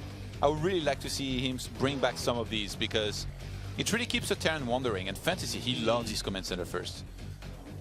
Yeah, almost always going for it at the moment. This probe's going to confirm after scooting a boot. Not really seeing anything towards the natural. And no guys in gas just yet here for herO on the other side. I think he realized very quickly it was going to be a command center first, so he's just going to go for a quicker nexus himself here. I like that adaptation. I think that works out brilliantly here for him, considering he knows his opponent is opening this economically. So that's all nice. FanTaSy, meanwhile, sending out his SCV, and it's funny because he'll confirm that his opponent's trying to keep on his toes. I wonder if herO, like, at this point, he's getting a little bit fed up with FanTaSy going so much for command center first and throwing in a crazy cheese in next map. Oh, you think something like that could happen? Especially if he's up to 1, because then he has a lot more room to try and take a risk like this. I like that. That'd be cool. And then if you do win on that, and it's nice quick win before something like Dash and Terminal, where everything can go on crazy. I mean, Dash and Terminal, from my point of view, from a Terran perspective, is like base trade heaven, because Protoss are going to have such a hard time moving from natural to main to natural to main without proper recalls, and then that's a lot of energy wasted. But what's really cool about the way herO has played now, and if he was to do something similar again, where you start at third nexus, but you still stay on very few probes and then go for an attack, is that there's the back rocks that you can use very well. It's going to be very hard for Terran to fortify both locations. That probe going to be able to get out, as will the SCV here. All right, double gas going to go down after 2 barracks here, so a slight adaptation from FanTaSy, realizing that it's a bit more difficult to make some blink work at the front of this map, for example, not as likely at all. So could easily get away with just a few less units to start things off. herO with the pretty quick robo here. It's crazy actually how good herO is with his observers. I think the most impressive of all Protosses by far, because he doesn't just make a bunch of them and leave them in positions. He's actively scouting with them. You can tell he has them binded, and he uses them so well. He got so much information in both of the previous games, even though he lost the first one. So I've been very impressed by him. Our poll here, FanTaSy gathering a little bit of traction. He was previously around the 24%, but now he's up to 33%. So some FanTaSy believers stepping into the fray at the moment. Well, I mean, you know, StarCraft is a game with 3 races, and nobody ever votes for anybody but their own race. So there's a bunch of Terrans watching as well. I think to be fair, herO's such a charismatic guy. Even some Terrans would vote for herO, but For now, this SCV planting himself just on the very edge, trying to poke in. He already got in the previous game, but herO's having none of it this time. Yeah. Should be able to deny that pretty quickly. Made sure there was a sentry being produced. Actually interesting. RoboBay was placed in a very nice location, by the way, which is going to be hardly scoutable around the natural.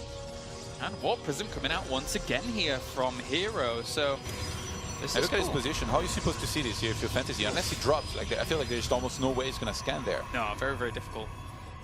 And only one of the gases here are taken in the natural for herO. So maybe a much more aggressive build here in this game with the sentry that he made. You know, he's going to build up on energy, have the Guardian Shield down the line. I think actually after trying to get in there with the SCV, that might be one of the only places he does scan, if he is going to scan. But yeah, for now, let's see how he is going to play this out. He's got his factory on the way.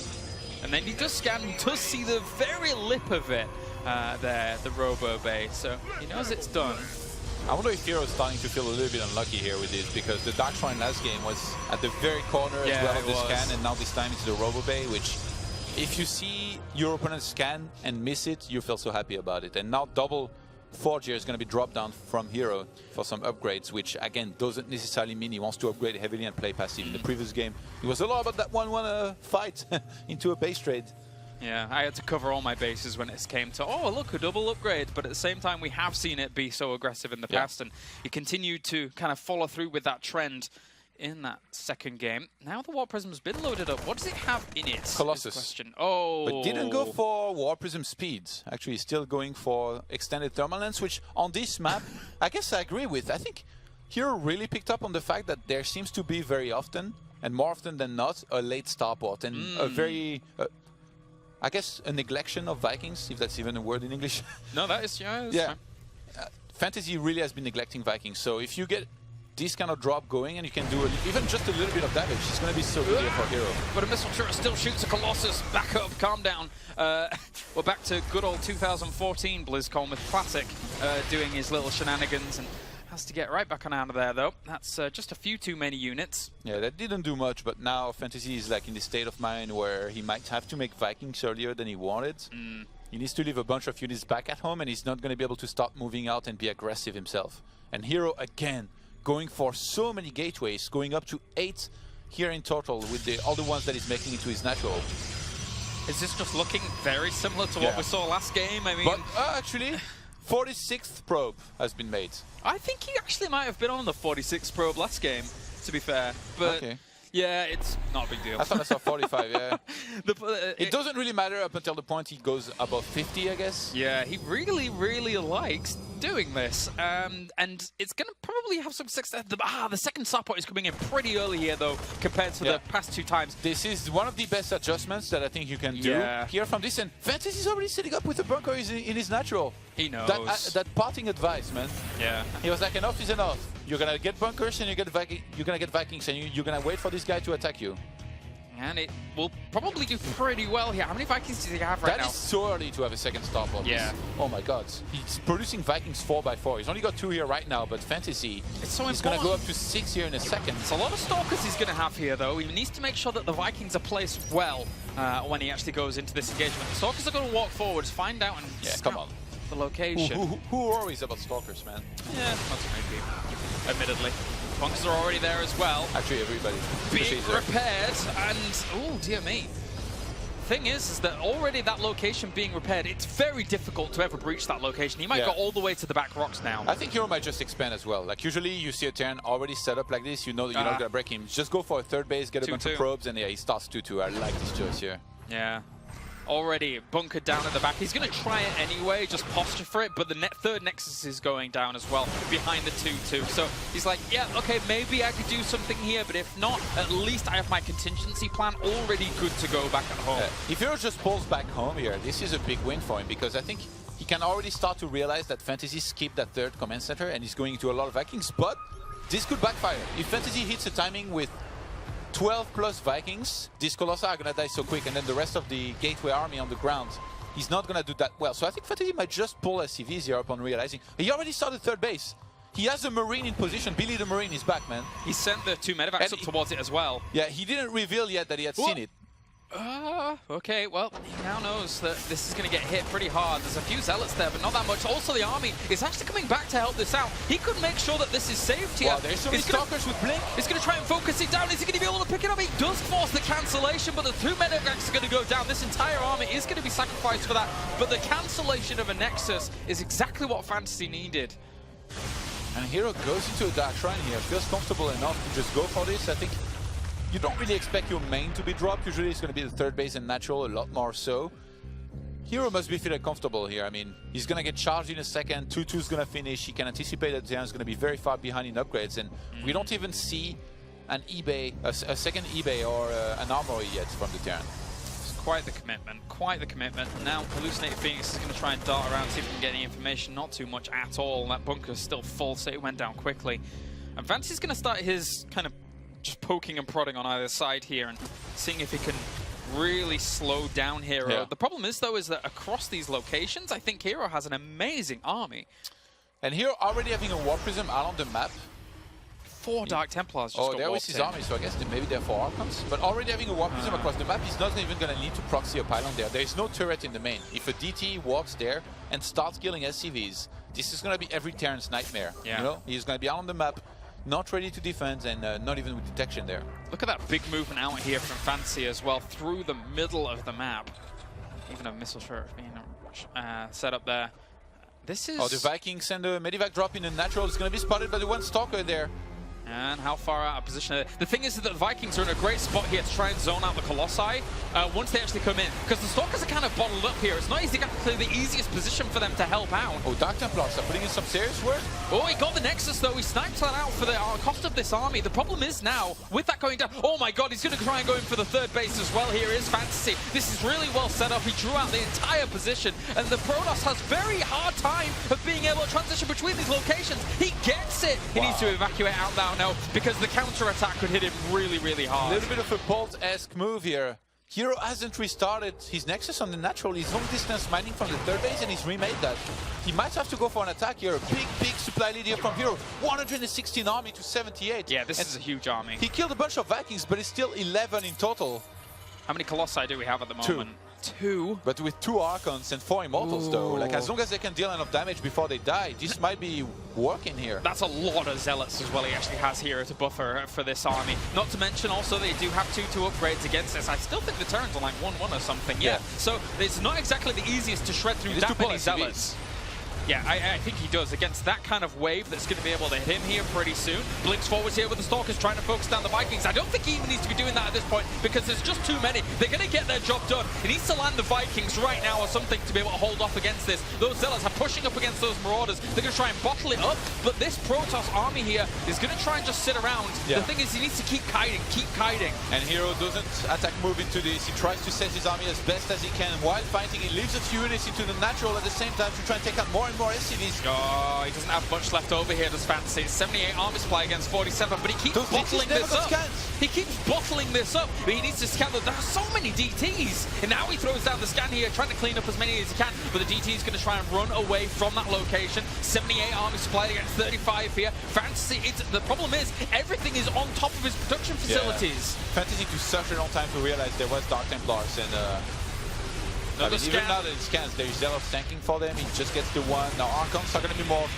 It's still so much Protoss here at the same time. Now even killing off add-ons here on towards this production. Another barracks goes down. This is his last barracks. If that goes down, he has no more reinforcements. The blink forwards here with the Archons chasing down this army. There's just too much brute force here from herO with 128 supply against 36. And there you go, GG. herO takes the lead 2-1. in this best of 5. But these games are by no means clean. They are scrappy and they are back and forth. His coach is going to come and congratulate him. That's my boy. That's how you kill a Terran. You get him. Makes those kinds of noises. herO's like, all right. A primal scream. A primal? No, that's after. That's after the series. When he wins, he lunges out and primal screams.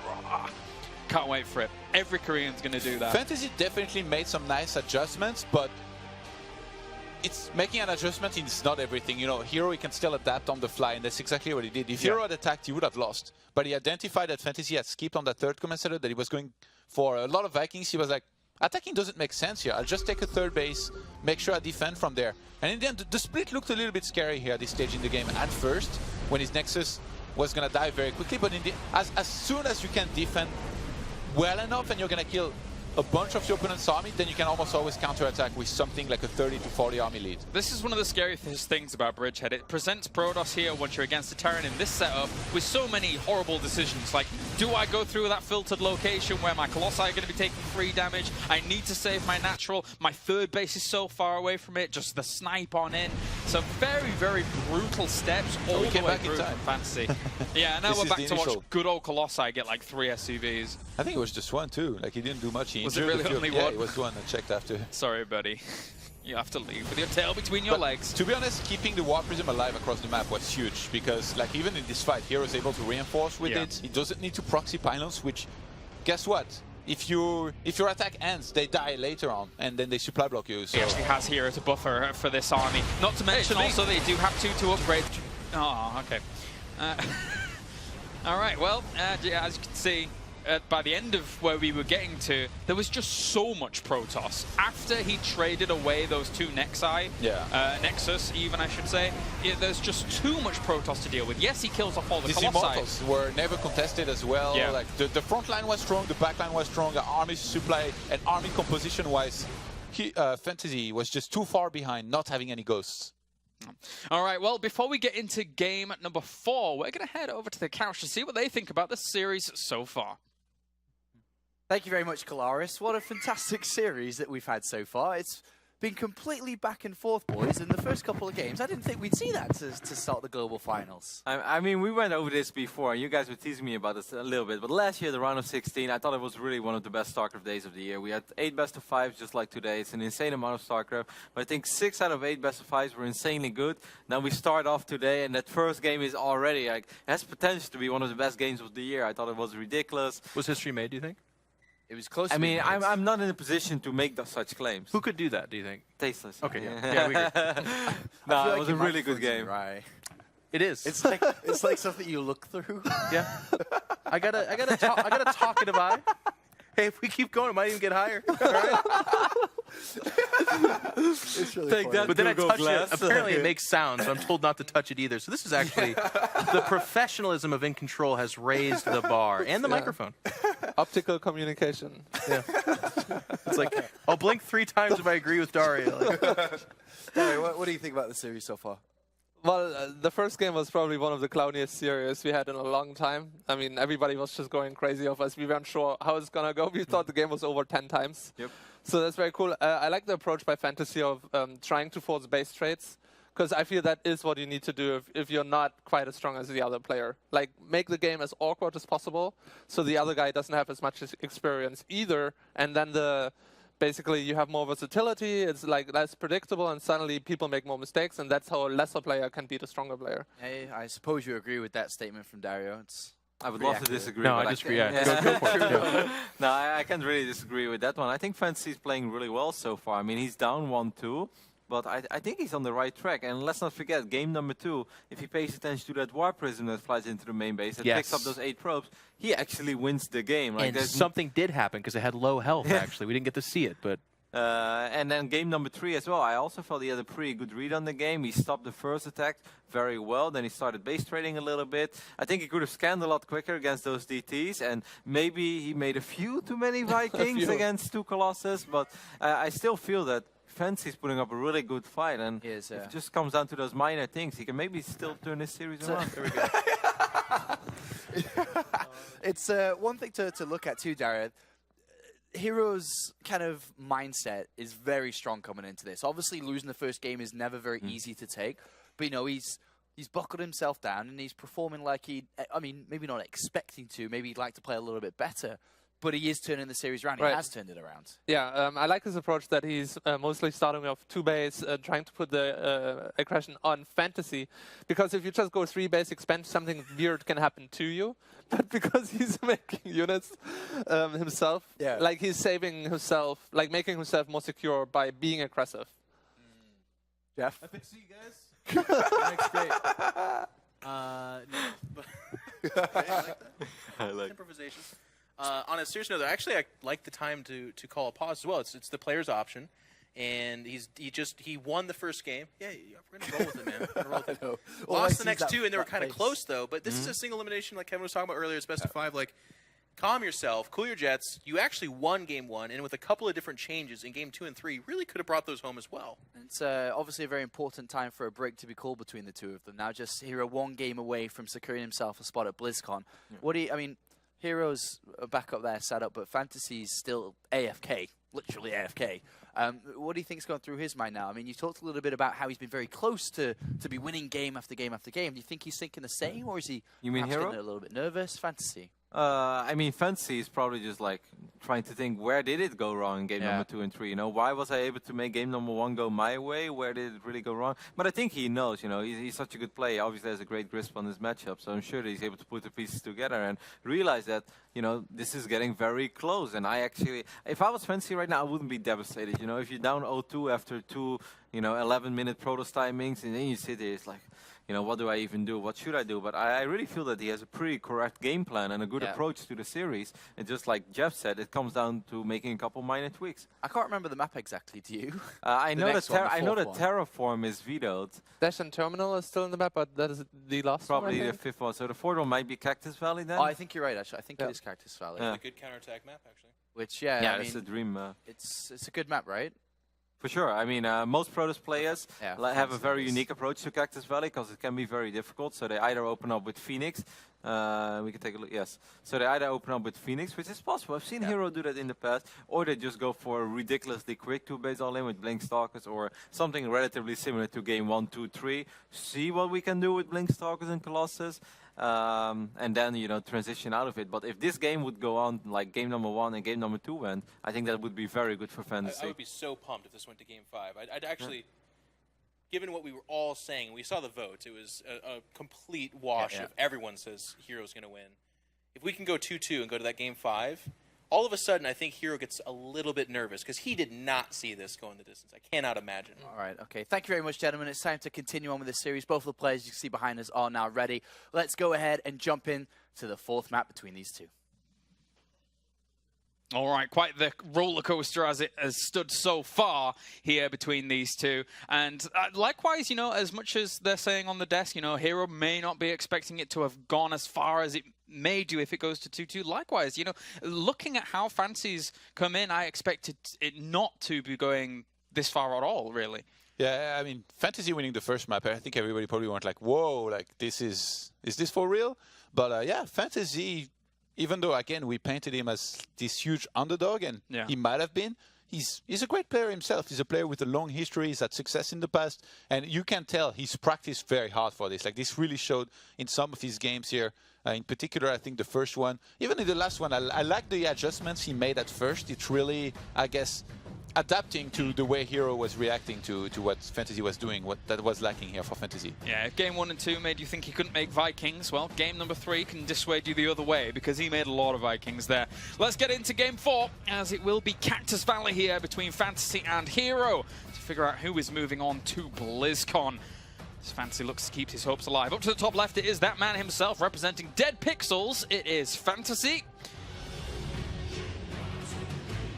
Going up against the #1 ranked player here in 2015. It's the monumental task, but he's certainly up to it at the moment. As we have spawning out of the bottom right-hand corner is that man himself representing CJ Entus. It is herO. It takes no less than the #1 ranked player to take down somebody like FanTaSy. It seems so at this point in time, because FanTaSy is certainly making a meal of it.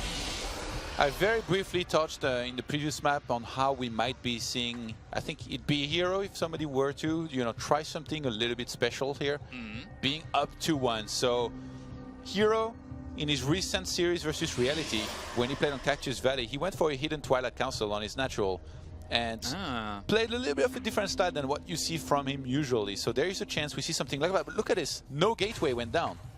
So it's going to be Nexus first against Gat first, which, unless you can somehow see that it's gas first, it can be really hard to deal with. Yeah, this is really interesting because herO is playing kind of to the map, but mostly to FanTaSy. He's identified that the past couple of games, okay, command center first, I guess I'll just go Nexus first without care or thought, and now FanTaSy has flipped it on its head completely. He's at least scouting though, so herO should be able to spot what he's up against. This is definitely a little bit of a special thing. I expected herO though to go into more of something, you know, cheesier than anything, not more economic here against FanTaSy. Again, you know, if he was to go 2-2 here and lost the momentum, could be a disastrous situation. herO for now. He's going to be scouting out his opponent's second location, as we see Factory already on the way. This is such an aggressive opener here from FanTaSy. Being able to see it very quickly here, this is everything here for herO. And since one Marine's going to be out before the probe gets there, is he properly able to see what's up? The thing is that it's very close to the ramp, so depending on where the Marine is positioned, like if it is like slightly down the ramp, he's going to be setting up here. Oh, great. Okay, so in fact, it keeps on position. Oh, last shot. He almost got past. Beautiful. Oh my God, that could have changed everything here. But now herO, is he able from this to realize, from seeing this here, to realize what he's up against? It's really hard. Well, the thing is that at least can't be a command center first, because that Marine wouldn't have been out at this particular time. And usually, like since it was gas first, the barracks was a little bit late, so usually at the timing there could have been a second Marine already, with the point that he had reached towards the ramp. So, yeah. So herO at this point, the only possibility that he's eliminated is that he could have been a command center first, but it's not, so it can be anything else. So he needs to be careful. He's going to start a mothership core, needs to start a stalker as well, ASAP. That's where we saw this zealot coming up pretty quickly from herO. He's like, well, I mean, you could be doing a multitude of things here.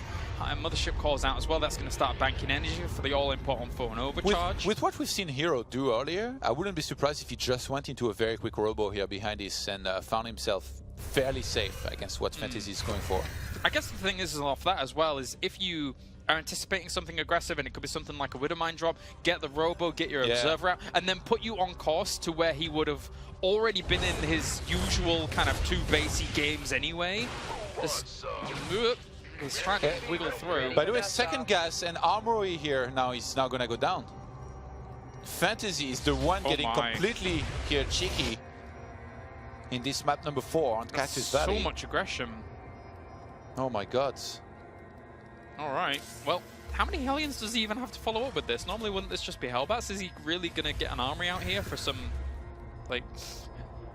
Okay, so you're getting the Tech Lab on that as well.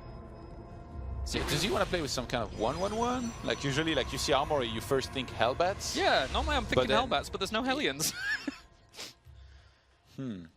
If he goes with Thor, man, I'm just going to blow my mind. Some kind of crazy Thor drop.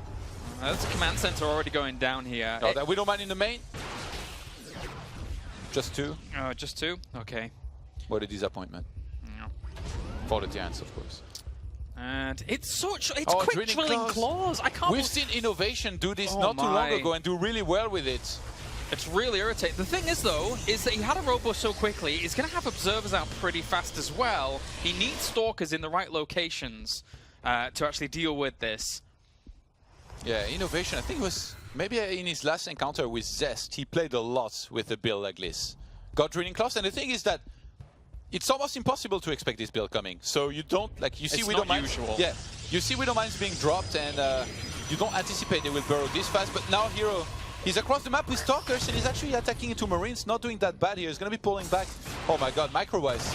This was fantastic. He's killing all of the Marines. Oh my God. And the bunker is going to be cancelled. FanTaSy in quite a bit of trouble across the map. It's almost as if herO, he's already played against this and he knew exactly what was going to happen here. One Widowmine sets itself up on the high ground, which is very, very important here. It's going to take a bit of scratching damage, but I mean, that's so many Stalkers. This could end very early here. Yeah. He doesn't really... Oh, okay, so that Siege Tank is going to help out considerably with this defense as well. Drilling Claw finishes as there is only 2 Widowmines on the map. And now herO has got an Observer in one of his mineral line with 3 Stalkers. He's got Photon Overcharge available, almost double one. He's got 180 energy in total. This is just a disaster here. This was countered perfectly by herO, who's only lost 4 probes here so far. And it's not even the point of him being locked in its base. It's the issue of it's still 45 workers to 32 with that second base mining here for herO. So, and he's not really losing too much behind it, and he's not being slowed down. He's got his Robo Bay on the way, and he's got his Double Forge on the way. Yes, the Observer died at the back, but that's as long as he's not taking any damage to his mineral lines here, herO is flying away with this. Yeah, he completely realized how far ahead he was here, and dropping down the Double Forge and the Twilight with the Robo Bay as well is just the perfect reaction. Getting the Warp Prism as well, every single time herO he has a Warp Prism around the map that he can do a little bit of harassment with and reinforce as soon as he wants to attack without having to proxy any panels. He evacuated from the main base there, so he didn't lose too much from Widow Mines, I believe, as he sent everything down towards natural. But the thing is that herO, he still isn't really losing workers to anything that's coming along his way. So all of this aggressive maneuvering that FanTaSy the drop is in the natural gets defended. Oh my god. Doesn't lose anything. Oh, gets a few probes, okay. Drilling Claws definitely help, but I mean, 1 Medivac and 2 Widow Mines for 4 probes? 4. Is that really worth it? I don't think so. No, not really. He still needs to slow him down. Still needs to slow him down, but he's just not getting anything done at all. I mean, only FanTaSy now, with these 2 extra barracks being added on, is only just hitting his stride in production of his army, whereas Colossi are already coming out, Todd. It's... Especially if herO goes for his usual timing here. It's going to be so hard for FanTaSy to keep up supply-wise to be able to hold. I mean, you can get some Widow Mines, it's cute and all, but in defense against Blink Stalkers and Colossus, they're not going to do that much. And we see now... It's going to be the gateways. The gateway explosion, KLRs, that's how you call it. Kaboom! It's going to be a bit scary here for FanTaSy to really do anything against. Only going up to 6 here so far. Before herO, when he went for the timing that he liked to use in the previous games, he went for 8, but he's already on 49 probes, so he might just be comfortable with, I guess, taking one more Nexus and taking things a little bit slower here if you wanted to. 4 Widow Mines in that medevac. It's quite the commitment as Actually, well. Scratch that. He added 2 more gates at his natural. All right. So it's going to be the traditional 8 gateways. Wow. FanTaSy. Pick him up. Run away.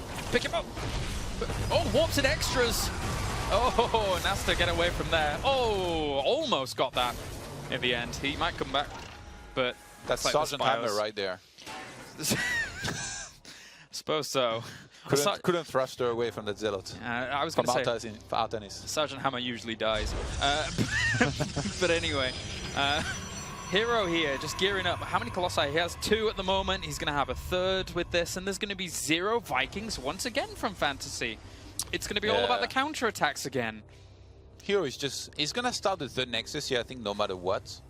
Because he's got enough minerals anyway. And he's got probes on the way as well. Want to attack, yeah. 1 on each side as well. He's got a plan A, that's the Warp Prism, a plan B and a plan C, that's these 2 probes in terms of warping across the map, but 2-2 starts. So maybe there is a commitment here to a longer game here from herO. Yeah. I mean, the thing is that this is such a huge map that if your opponent is already geared up for some kind of base trade, then it's very difficult. herO shouldn't, he doesn't need to attack. He shouldn't attack. There was no 3rd command center. You attack against a 3rd command center when you've got way more army than your opponent. I think right now, herO realized the army count was going to be even.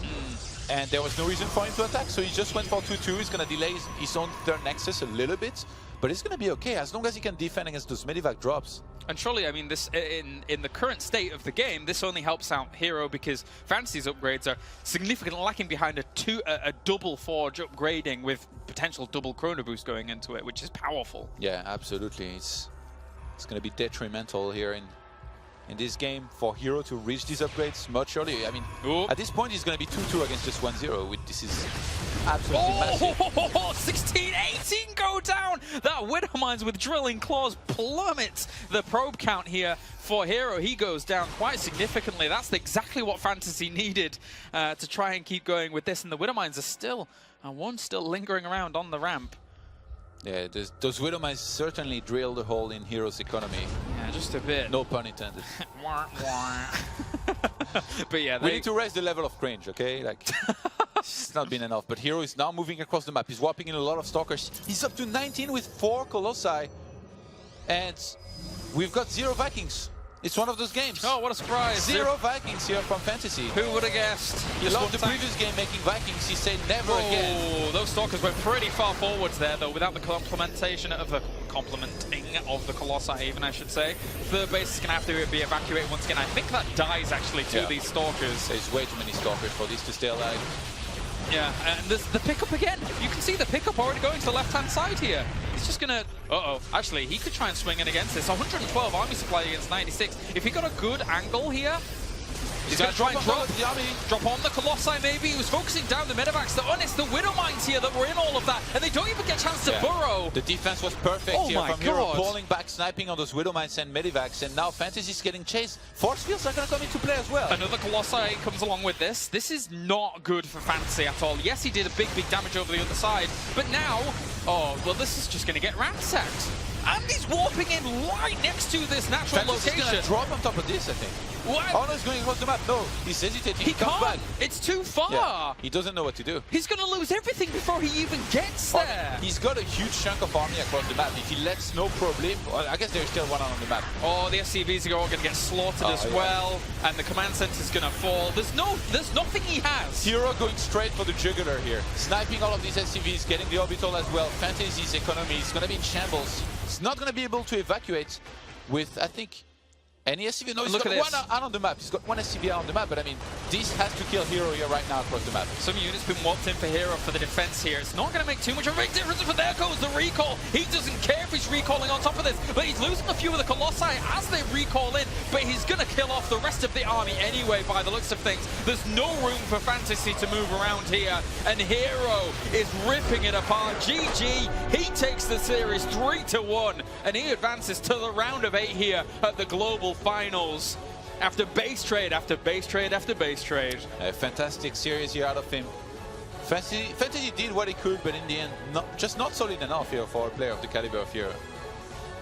Everything for FanTaSy seemed pitted on the hopes of saying, okay, I never think I'm going to be able to take a straight engage against the army compositions that you are going to be bringing, and I'm just going to try and go over the other side of the map. But when you're on Cactus Valley, when you get caught at that position all the way that far, look how long it took for those units to get over the other side.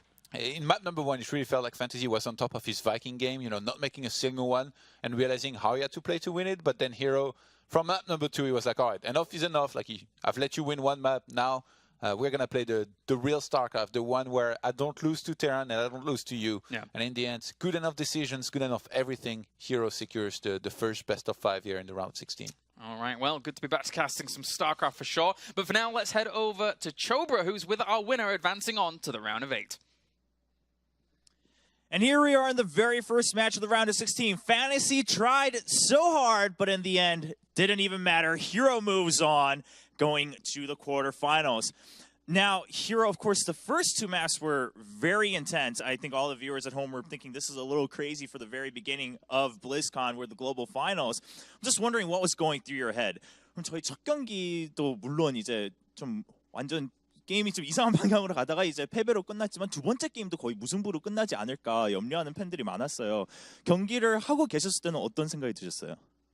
일단 첫 번째 경기는 솔직히 엘리전 할 상황도 아니었는데 그렇게 돼서 많이 안타까웠고 뭔가 그렇게 될 것 같았는데 이 경기에서는 절대 엘리전이 제가 불리한 엘리전이 아니라고 생각했어. Yeah, the first game, it should have never gone to that point. I let it slip, so, it is what it is. I felt a little bad. But the second game, I was like, all right, we're not repeating that again, and I was very confident that we weren't going to get to that point. So it was, it was all right. It went through pretty smoothly. And now, of course, then the other big thing about herO this tournament is that you're so far ahead in WCS points, like way ahead of anybody else. This is the biggest differential we've seen between the first place and 16th place. Does that give you a bit more of a confidence boost, or does it not matter since now we're here and everyone's in the round of 16? 그럼 저희 이번 대회를 시작할 때 블리즈컨 최대로 이제 포인트를 얻으셨고 들어올 때 그 누구보다도 포인트가 지금 좀 많이 갖고 들어오셨잖아요. 근데 그게 이제 16강을 시작할 때 그러니까 훨씬 더 자신감이 있다 그런 느낌이 드시나요? 아니면 16강을 시작한 이후로는 뭐 어차피 1위든 16위든 결국에는 결승까지 가야 되니까 별로 큰 상관이 없다고 생각하세요? 네, 일단 포인트는 제가 노가다로 쌓은 거기 때문에 별 의미 없다고 생각하고 여기 와서 컨디션과 손의 상태가 중요한데 컨디션은 솔직히 잘 만들지 못했는데 손을 제가 잘 만들어 놔가지고 오늘 이길 수 있었던 것 같아요.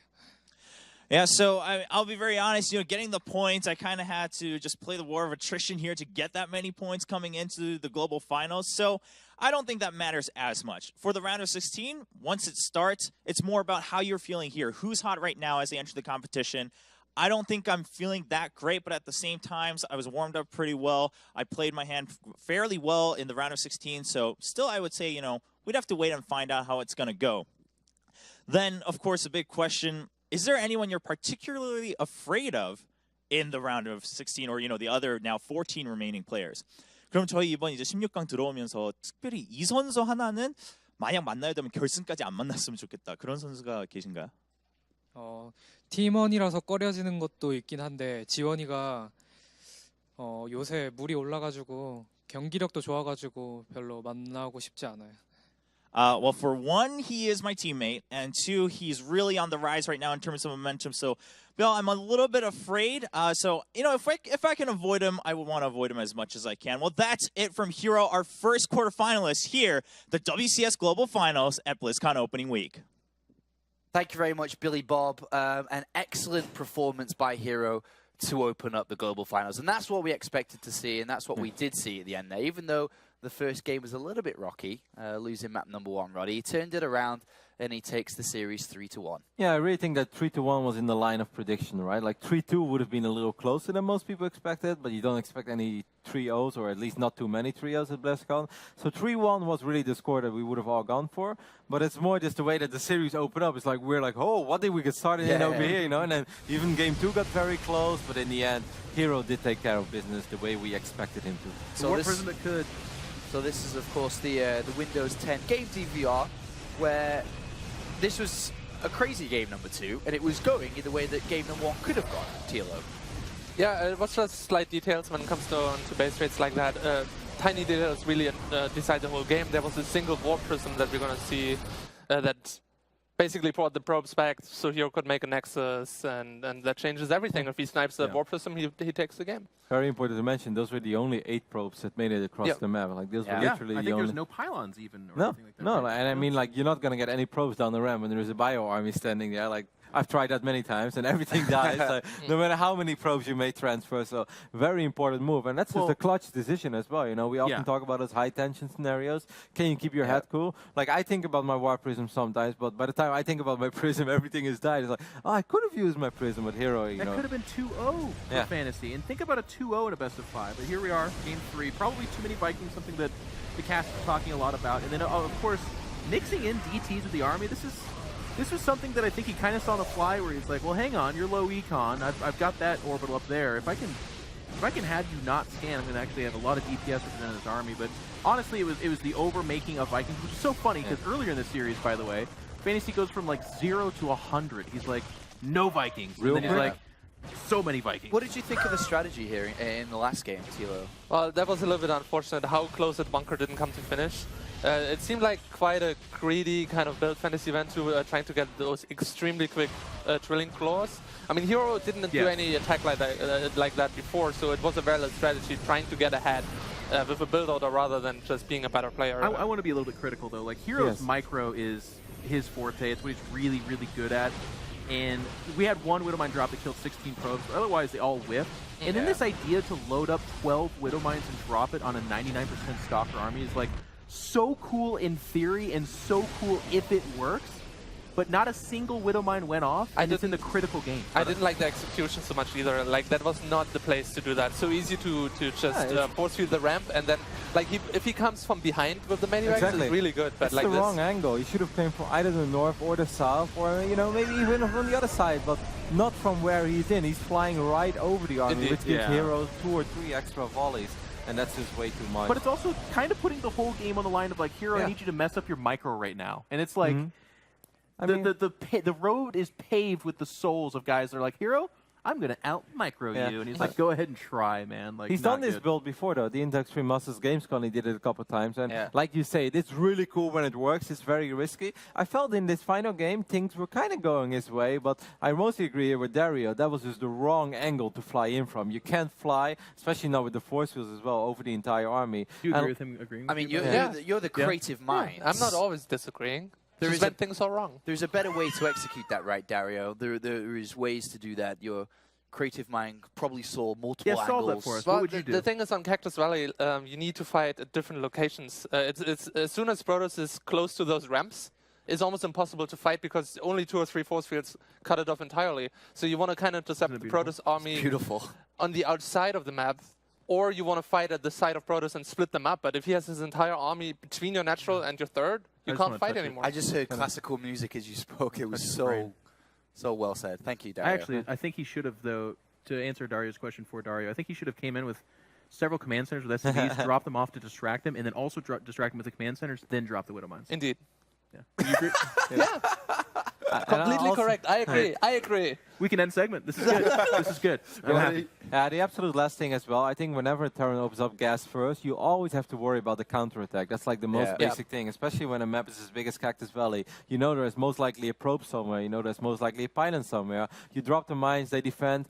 They test the waters on the other side of the map. Like, that is basic knowledge in TVP. And not having your bunker in time, like, yeah, it was really close, but still, it should have just been there. But even if it did, it was 2 Marines, I think, and it would have died. There's no SCVs to repair it. I think with 3-4 SCVs, as long as you can at least keep your orbital on the low ground, you morph it there, you build SCVs. Now you have to lift it up, fly it to your I'm main. just speaking to it not completing. I think even if it completes, it still dies. In a different world, yes, he has more SCVs there, it's earlier, But it wasn't. It was by itself. I think the tank was almost done. Like, so the bunker will finish. It buys a little bit of time. The tank is done. You can pull down some SCVs. I think it's stabilized for sure. And like I said, I agree with you guys. In a different world with different scenario. Yeah. Okay. All right. Doing well, boys. Doing well. Doing well on the couch.